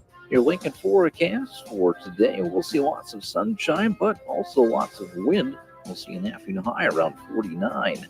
Tonight, clear skies with a continued breeze, a low near 28. Tomorrow, sunshine returns with a light breeze, and an afternoon high near 44. Our meteorologist Kyle Flecker from 93.7 The Ticket and theticketfm.com. You're counting on your team to win, so why not prove it? By placing your bets at Warhorse Sportsbook. Their win is your win. Put your money where your mouth is on nearly every sporting event. Use the Warhorse app to check odds and build your bets before placing your wagers in person at Warhorse Casino, including live in-game betting. No bets, no glory. Wagers may only be placed on Nebraska-based teams when played outside the state of Nebraska. Must be 21 or older to gamble. Gambling problem? Call 1-833-BET-OVER. It's game on at Elway Power Sports of Lincoln, Nebraska's premier Kawasaki dealership. Score big on Kawasaki's all-new Ridge lineup. The Ridge XR, the Ridge HVAC, and the Ridge Limited. All built to take on your day with a full factory cab, including heat and AC. Stop by Indian Motorcycle of Lincoln today and rule the streets on an Indian motorcycle with customer cash and trade-in credits up to $2,000 during the month of November. Elway Power Sports of Lincoln at 27th and I-80. Fall is here, which means it's time to dive into a new lineup of autumn flavors at Wings and Rings, your home away from home during football season. Their all-star lineup of wing sauces is adding 2 new impact players, curry garlic and pumpkin chili. Need something delicious before kickoff? How about starting your meal with their brand new chorizo nachos and loaded fries? You better act fast. These new tastes of autumn won't be here long. So make the trip to one of their 2 Lincoln locations today on O Street or Village Lane. As you're gearing up for Christmas, it's time to head to Tailored Life in Bennett to get ready with local shopping. Make the short drive down Highway 2 for tons of items for your home for both indoors and outdoors. Check out their variety of Christmas trees in all different colors. Plus, many other fall and winter holiday items and landscape lighting to enhance the outside of your home. Don't forget their home goods for indoors, plus convenient drinks and snacks, most of which are produced locally. Visit Tailored Life today in Bennett and stay tuned to their Facebook page at Tailored Life 360 for food truck events coming up. I'm Steve Carper, and I'm here to tell you that there's never been a better time to buy flooring. Whether you need carpet, wood flooring, ceramic tile, vinyl, area rugs, or custom blinds, you got to come to O Street Carpet. With our 12-month interest-free financing, you can do one room or your whole house and leave your holiday budget intact. And with our huge in-stock selection, you can buy today and we'll install it right away. 1732 O Street. We want to make you a customer for life. Now back to On the Block with Strick and Austin on 93.7 The Ticket and theticketfm.com. We'll talk some more big picture Matt Rule, Luke Fickle tomorrow because you guys have thoughts both on our Starter Heyman Jewelers live video stream and our text line. Let's start here on the stream. Brad Stone Street, USC had a secondary who knew how to hold and commit pass interference without being called. Yeah, it wasn't great. Not a pretty performance out there by any means from the defensive backs or from the refs. But hey, guess what? USC won the game. Sways goes back to the college football playoff with Kansas beating BYU as opposed to BYU being undefeated and possibly having one loss versus Colorado. If BYU didn't lose, but Colorado ran the gauntlet and then beat them, would they both get in? No, absolutely not. Sways also says, reach into the magic hat and pull out that rabbit. Hope the Badgers can't catch it. And here's the thing, Stricky. Sways is also very confused. He says, Indian giver, what did I give that I took away? You don't remember, Sways? You don't remember? It's the one time we met you, our guy. Yeah, man. You had the good cookies and... You said you were bringing them down. Yeah. Yeah. Tell a story. You didn't. You had the cookies. You said, hey, you guys want a cookie? We said, sure. Let's get a picture first. Let us smell them and everything. And then you dipped without actually dropping off the cookies. He said he gave us the cookies. Oh, Sways. No, you did not. No. You did not. You took them with you. Trust me, we were looking forward to them. They smelled so good. Total recall. We were so thankful. Total recall. He came into the shop. He thought he got hit with the Men in Black joint. The neuralizer. No, Sways, we did not take cookies. No, Sways. We did not take the cookies. You did not open the bag or the box. Not at all. You ran out like Emmitt Smith ran for the all-time leading rusher. Matter of fact, you ran like Mike Rozier and against UCLA, back forth. So here's the thing: we're not mad. We're not mad at you. We're two just more talking. cookies for people that are at your office. They probably needed them worse than we did, but we promise you. Yeah. And we got cameras too. That part. We'll find the tapes. You come back in. We'll show you that we did not touch a cookie. We sniffed. We smelled. We coveted. We desired. Snickerdoodle. It sounded so good. We did not taste. Humanity would be a better place if Eve would have done the same thing. Yeah. Let me just say that. It's all good, Sways. We still love you, man. Shout out to all of our blockheads. We love you guys. 0196. How do I get a texter name? Simple. Tell us what you want to be called. Drop your name. Drop a nickname, whatever you want. Yeah. Just put it on the text line. If you're texting in regularly and we don't know who you are, we would love to know who you are, whether that's your real name so you can get your shout out on air, or if you have a nickname that you want to go by. We appreciate you guys, right? That's why we do the show. It's not for us. It's not for me and Strick. Yeah. It's not for anyone else that sits here at this desk. It's for you guys. It's because you let us do the show. It's because you interact with us and we have fun with you. So 0196, we would love to know who you are, or at least a nickname for you. Just drop it on the text line. Just as simple as that, and we'll get it in. Whatever it is. Speaking of nicknames, Mississippi Mud Dog, bold prediction. Nebraska wins out, ends up 8-5 with a bunch of momentum going into the offseason. Pause. Oh, you mean 8-5 because of winning the bowl too?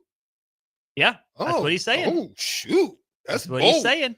Do you want to put some stricken on that? Like, are you that confident? Ooh. Buffalo wings and rings stricken?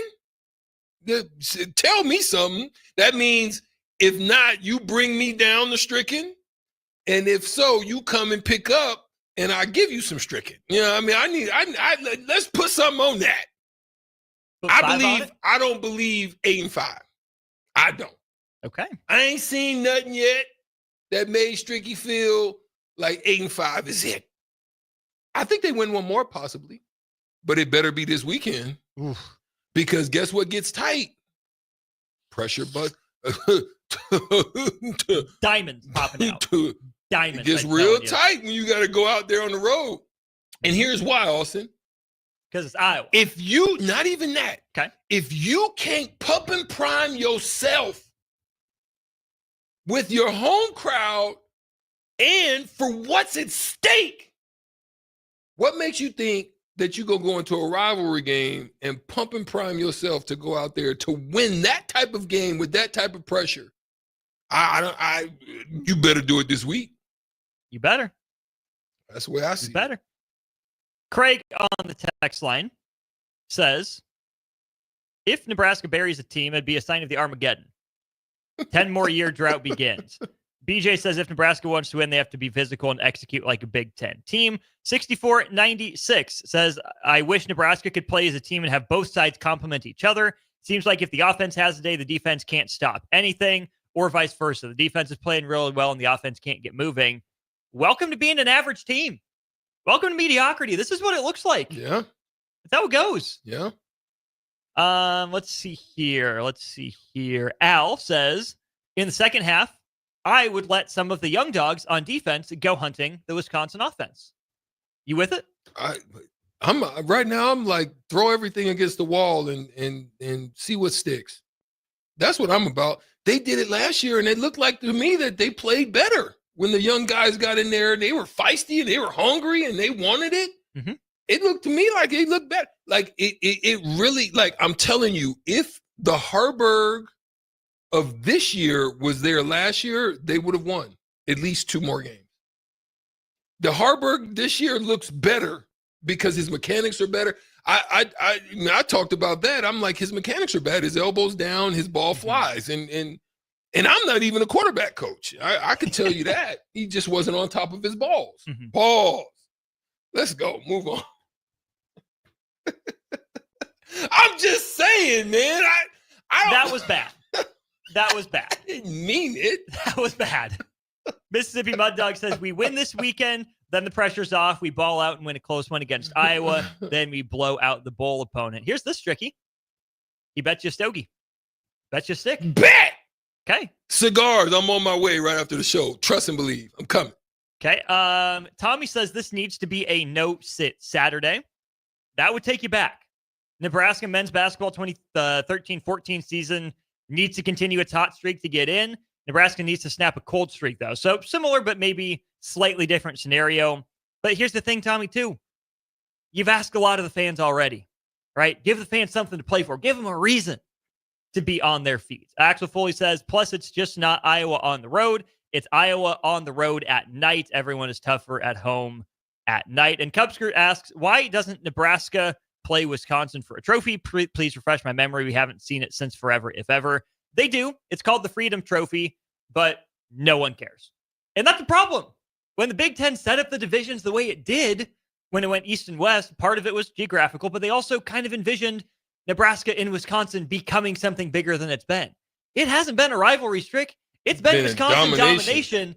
And I think that the Big Ten still would have expanded, but it might have been a little more cautious, a little more hesitant to expand if both Wisconsin and Nebraska were making it a good game every year and at the forefront of some Big Ten conversations instead of just throw-ins on the side at teams 5 and 6. No doubt about it. No doubt about it.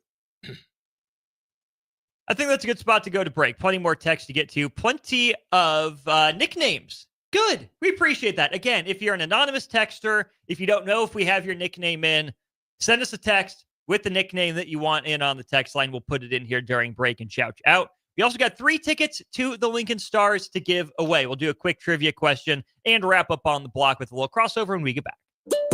Follow Austin, Strick, and On the Block on Twitter at Austin Orman, eStrick20, and On the Block 93.7. More of On the Block coming up. Tune in to 93.7 The Ticket as soon as the clock hits 0 for the Jay Foreman postgame show. Listen to expert analysis from the Husker Hall of Famer, an 8-year NFL veteran, for 90 minutes after the game. The Jay Foreman postgame show, sponsored by Anderson Ford, Tanner's Bar and Grill, Tavern 180, Elway Power Sports of Lincoln, Vinnie Kreekak of State Farm Insurance, and Action Plumbing, Heating, AC, and Electrical on 93.7 The Ticket and theticketfm.com. Make Hog Wild the centerpiece of your Thanksgiving feast. Pre-order a 12-pound whole smoked turkey or a 4-pound turkey breast for $55. A 4-pound boneless ham is $50. A complete meal includes your choice of a whole turkey or turkey breast, mashed potatoes and gravy, stuffing, green beans or corn, and a dozen rolls for $130. Pre-order online at GoHogWild.com soon. Quantities are limited. All weights are approximate before cooking. Hog Wild Pit Barbecue, Lincoln. But don't be late, we close at 8. Rain, snow, or shine, John Henry's is here to keep your home's plumbing systems working properly no matter what kind of weather Nebraska throws at us. From unclogging toilets and drains to installing new water heaters and water treatment systems, John Henry's is your plumbing expert in the Lincoln and Omaha communities. Visit us at calljh.com or call John Henry's. 435-5555. John Henry's Plumbing, Heating and Air, and Electrical. At Koppel Chevrolet GMC, we are thankful for so many things this year, starting with our great employees, a generous community, our military personnel, and most importantly, our loyal customer base that continues to drive that money-saving mile of Louisville. Hi, this is Sean Callahan, and on behalf of everybody at Koppel, we want to wish you a happy Thanksgiving and safe travels to wherever they may take you. Happy holidays from Koppel Chevrolet GMC. Rosie Sports Bar and Grill, open for lunch and dinner at 1501 Center Park Road. Early break. You're going to give me crap for this? I was not in the stands for the blocked field goal kick. This is what? I did what? You did the I knew, again? No, this is why. Oh, this is the dumbest thing I've ever heard. Whatever you're going to say, I knew I'm not even going to believe. Early break from 6 to 8 every weekday morning on 93.7 The Ticket. Over 75% of the patients that come to Limitless Male have been told over and over again by their primary care providers that their testosterone level is fine. Guess what? If you have all the symptoms of low testosterone, you're not fine. Come get a second opinion at Limitless Male. We have helped tens of thousands of men feel optimal again, and we can help you. Stop waiting. Come see the men's health experts. Book your free consult online at limitlessmale.com. Hey guys, it's your girl Jordan from Sartor Heyman Jewelers. Gentlemen, it's time to elevate your style with something from our men's jewelry and watch collection. Why not treat yourself to the ultimate in luxury? We've got an incredible selection of pre-owned Rolex watches, even those hard-to-find models you've been dreaming of. Whether you're stepping up your game day look or adding a touch of class to everyday wear, our top-tier collection is sure to impress.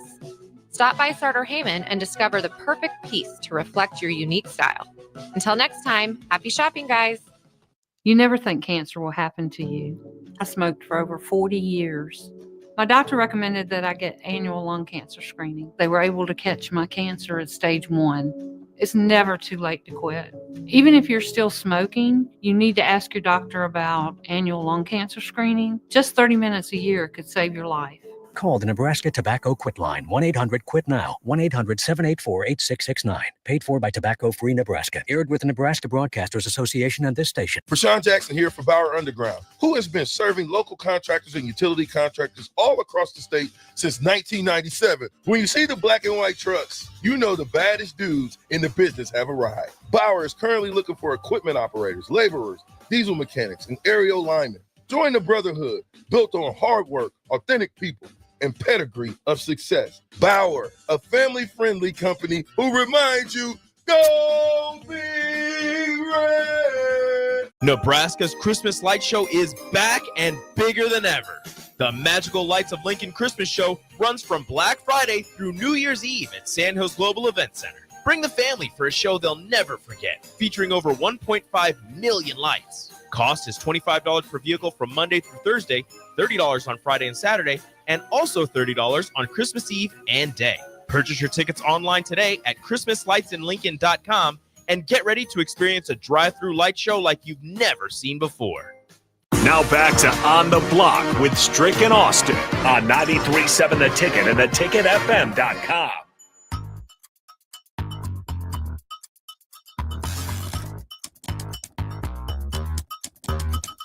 We're back wrapping up On the Block. Austin Norman, Eric Strickland with you. And the man in the middle, Jay Foreman. What's up, What Jay? up? What up? How you doing? I'm nervous, Austin. I'm coming out with the little. What you nervous for? I do, first day on the whiteboard, brother. I'm like a substitute teacher. I come in and give a final test or something, man. Are you the Key and Peele substitute teacher? Yeah. Top 20 years of innocent. I am hard. Yes, sir. That's me. Ron, where are you right now? Hey, are you guys seeing the rumors of Ron to Minnesota? Aaron Rodgers? Yeah. What, after the season? After the season. Oh, they got JJ McCarthy. Oh, he might trade? No, they're going to keep JJ McCarthy, but they want a bridge guy because he's essentially missing a year of development physically with the leg injury. Aaron Rodgers really tight with Joe Douglas. So he might want up out of town. Minnesota needs a 1-year bridge guy. He's available bringing back Brett Favre style. And he would be able to get a little revenge on Green Bay. That's what I'm saying. That's what I'm saying. You like that? That's what I'm saying. I know you like that. You about it? Oh, You I'm feeling about the that? revenge. And guess who we got to throw to though? Oh yeah, Jay Jettis. TJ Hawkinson. Yeah, and they might get Devontae to come with him too. Ooh. Oh boy. Just admit. Oh boy. Yes, sir. Woo-hoo. Jay, I know you like that. You can see it. The only problem I have with Aaron Rodgers, he's like one of these guys that always has to be thinks he's the smartest dude in the room. Okay. At all times. Now, if you just kind of just listen to it like yeah, but after that, then as long as he can produce, he'll be fine. Right. Okay. That's crazy that the Jets are that bad though with that roster. That is sad. Their win percentage with Aaron Rodgers as starting quarterback is worse than it was with Zach Sam Darnold and Zach Wilson. That's sad. You go get this guy. You're paying him $40 million, and you're worse than the two guys you Lord drafted. have mercy. And you got Breece Hall. Ooh. And Garrett Wilson. And you just fired your coach. And Devontae Adams. And Quinn you gotta Williams. pay And him. Sauce Gardner. They got everybody. You got to pay Salah too. They just fired him just because. It always is the coach. They fired that him has to go. from stupid right. It's always There's a big reason why they fired him though. Care to share? Nope. Oh, well. Okay, He will probably share on his own show.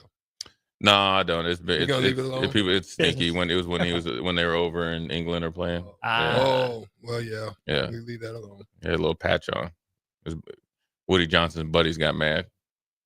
Okay, I heard that conspiracy theory. Is that It's not considered. It's part Johnson, of it. Yeah, Woody Johnson didn't want to get embarrassed in front of his friends from when he was ambassador and said, "Nope, you embarrassed me, you're gone."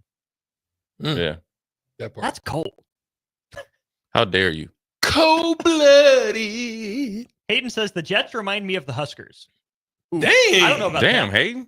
I don't know My about that. goodness. He used to come off the top rope, didn't he? No, I don't think they're that bad. I don't Jimmy think they're Fly that Snooker. bad. Yeah, I don't think he's that bad. Sheesh. I don't think so either. I don't think it's that bad. Not my boy. quite. Come on, my boy. Hey, the Jets Chicago have- Bears Jet- and Huskers, though, one score games record, very similar. Huh? Say that again? The Bears and Nebraska football over the last handful of years, Boy, very similar. one-score game You got records. the USC crybaby over there. He ain't looking good right now. Who, you? Caleb Williams. Oh, yeah. You know what I'm saying? Yeah. Right now, he's looking soft. And he's looking shaky. Yeah, the Bears are just the They in trouble. Bears. I mean, I The Bears. think that the art of winning is something that people like to talk about, but they don't like to do. It's a lot that comes with that. I mean, It's a lot of it responsibility. is. I mean, you got a lot of young guys. They like to talk about it. I want to win. I want to be a dog. But when it comes down to it, like, I don't want no dog.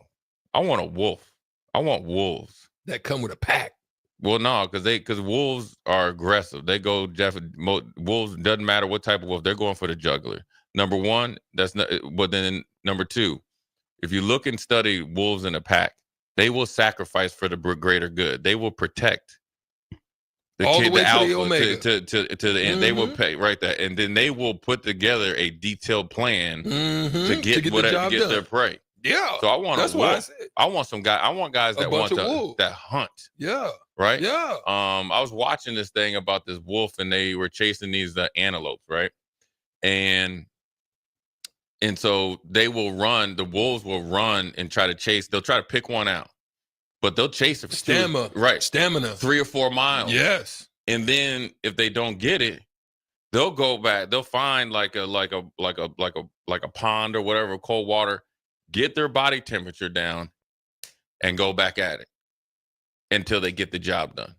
So they'll go and get it and do what they need to do until they get the job done. Yeah. Versus, I think a lot of guys that, just in general, these young kids are very circumstantial and want it very easy and want to do less work and then get maximum pay. And it don't work like that. If you get maximum pay or you get paid, why not deliver more than what you're getting paid for? God forbid. Because you're getting paid. And you can talk about this 105. There's a lot of kids, whether you can look at it walk-ons, how Nebraska was built, supposedly a big part of Nebraska's program was walk-ons because the program was built to a part that kids that could go other places would sacrifice scholarships. Go get him, Stricky. Jay, now handle it. They on it. They will sacrifice or would sacrifice scholarships to, at that time, like Kansas State and those schools, Iowa State and all that. They would come and walk on in Nebraska because they knew truly if they were as good, they would eventually get put on scholarship. Let's pause 10 seconds for station ID real quick, and then we can jump off of that. This is Lincoln's home for sports talk on the FM dial. Also online at theticketfm.com. On the internet. KNTK FM Firth, 93.7 The Ticket.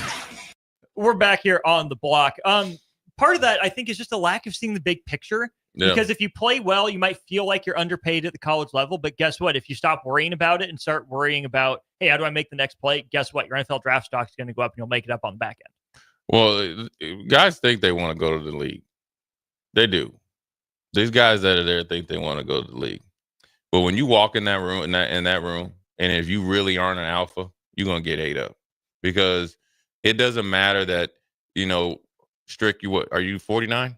50? Okay, it doesn't matter. Okay, listen, me and Strick, you walk in, you facing some dudes that are as big, as fast, as strong as you with our mentality. That's all I'm saying. So it doesn't really matter. So the age doesn't really matter. Yeah. So if you ain't an alpha,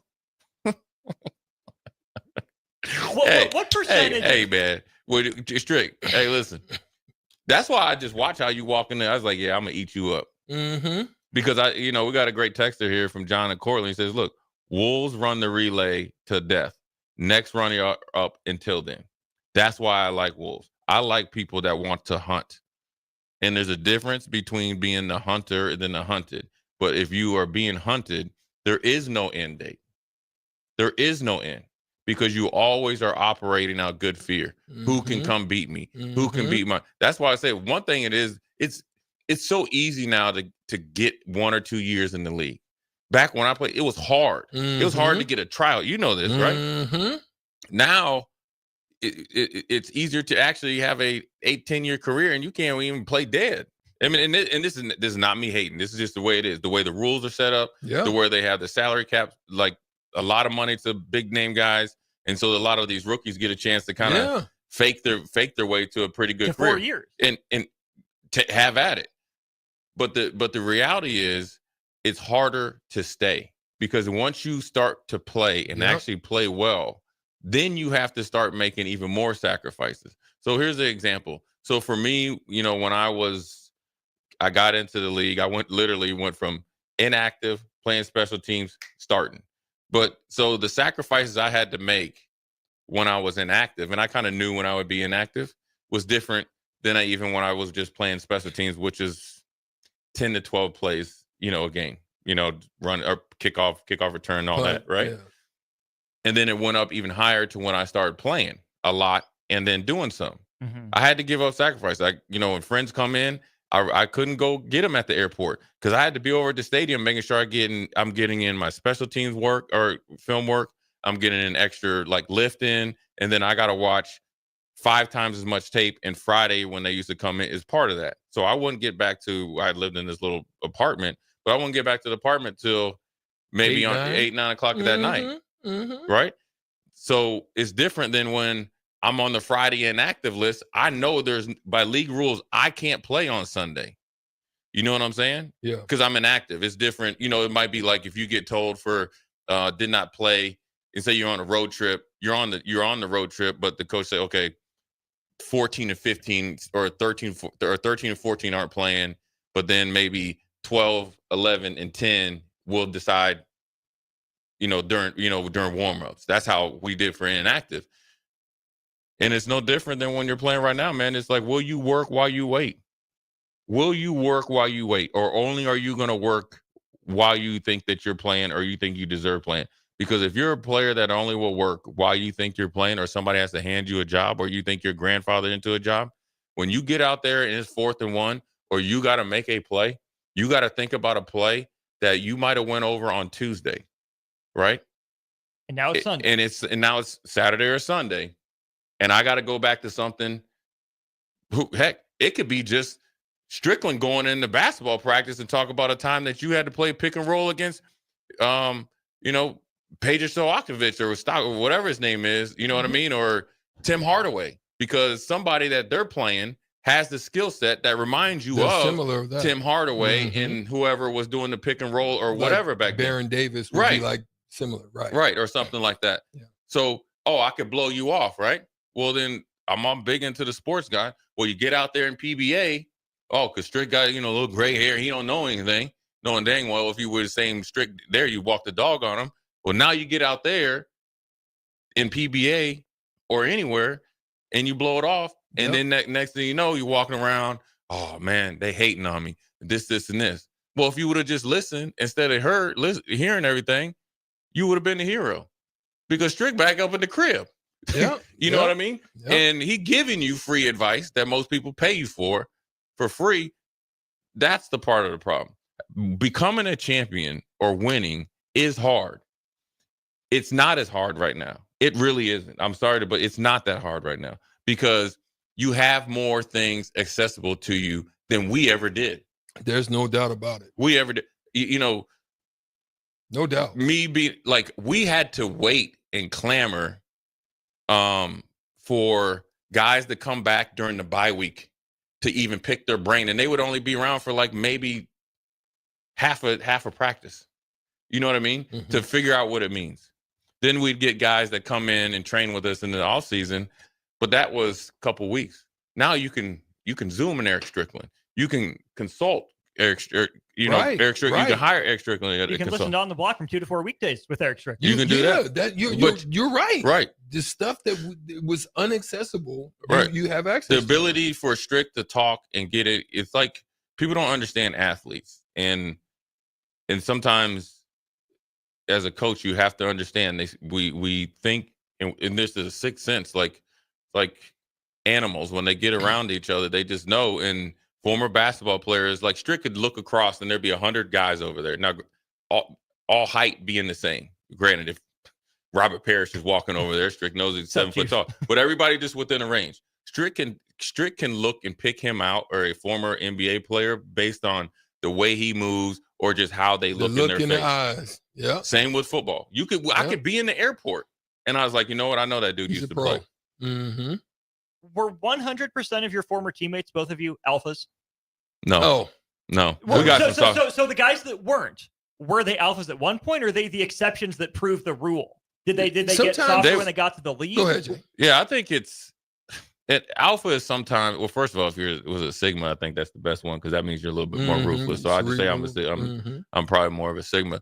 Alpha is not that. I mean, I would say this: there were some very strong personalities that were alphas, right? That would take you and just pull you along, kicking and scratching. Derek Harper, right? And then you had other guys that technically wouldn't say alpha, probably a little soft. Those guys are probably the lover boys or whatever, but they loved the sport of football. So they worked hard. Steve Nash. Right? You know what I'm saying? So nobody was really not an alpha because there wasn't any. First of all, it doesn't matter if I really care for a teammate or not. Even to this day, if it's a team, if I saw somebody over there that I didn't like or did care for, as my teammate, and say they got two guys on them jumping them, this is just me. I'm over there. Now I'm going to finish what I'm going to do and making sure he's okay, and I'm out of there. So what I'm saying is, like, those guys that really weren't technically alphas, they still were down for the cause. The problem that you run, we didn't have anybody that was circumstantial, because circumstantial guys were just too big. They were the steak and sweatsuit guys. The other S I won't say on air. Well, one of the things about that is you can be technical and you can know the value of a partner of an alpha, or the value of those connected to an alpha. The Robin to the Batman. Is that there's Right. value in them that they're equipped with the things to do, and if they specialize and they know what their lane is, they can be an they alpha. their work ethic puts them in the position to be successful. You don't necessarily have to be brazen. Yeah, and you don't have to be You know what I mean? very Yeah. like Well, an alpha authoritative. doesn't have to be like yelling, screaming. No, in you your don't. face. You just got. projects and It's just who manifests you are, differently. and I Yeah. just think that also, if guys didn't necessarily was that true down competitor, I think when you're around enough of those guys, it brings you out of it. It brings And you so, out. Yeah. you know, but nothing was the biggest thing. Nothing was circumstantial. Nothing was circumstantial. It was not. Oh, it's cold out, so we're just gonna lower our expectations. You know what I mean? Mhm. Or it's SEC guys coming on the road to play playoff game with a Big Ten team aren't going to say, "Oh, it's cold, we're backing down." no. You're gonna find a way to challenge yourself to raise the level of play, not only for yourself or your teammates, and that's what it comes down to. Winning is hard, but it's generally as hard as you make it. Fair Because enough. the more excuses that you look for, then that takes away from more of the reasons why to be successful. There you go. You look at the reasons will outweigh the excuses. Whiteboard Wednesday on Old School. Yeah, we're going We call for it it. Whiteboard Wednesday. We're going to try to. We got one. We're going to see. My penmanship is a scale of 1 to 7, probably about 3.5. Okay, we'll get you up to slowly 4 by the end of the ascending. segment. Slowly ascending. Okay. Hopefully, by when I'm done, it's 3.8. Stricky, Yeah. we're done with On the Block for Wednesday, which means we're on to what tomorrow? Thursday. You Mañana. know it. Don't you forget it. Thanks for everyone for tuning in to the show. Thanks to Nebco for their sponsorship. Don't forget they're looking for mechanics. Check them out at nebcoinc.com and constructorslincoln.com. Strick, Jay, Austin here for On the Block. DP and J, Whiteboard Wednesdays on Old School comes your way in just a sec. Are you a skilled mechanic looking for your next big opportunity? Constructors is hiring. We're looking for experienced mechanics to join our family-owned team. We offer competitive wages, great benefits, brand new service trucks, OEM-level diagnostic software,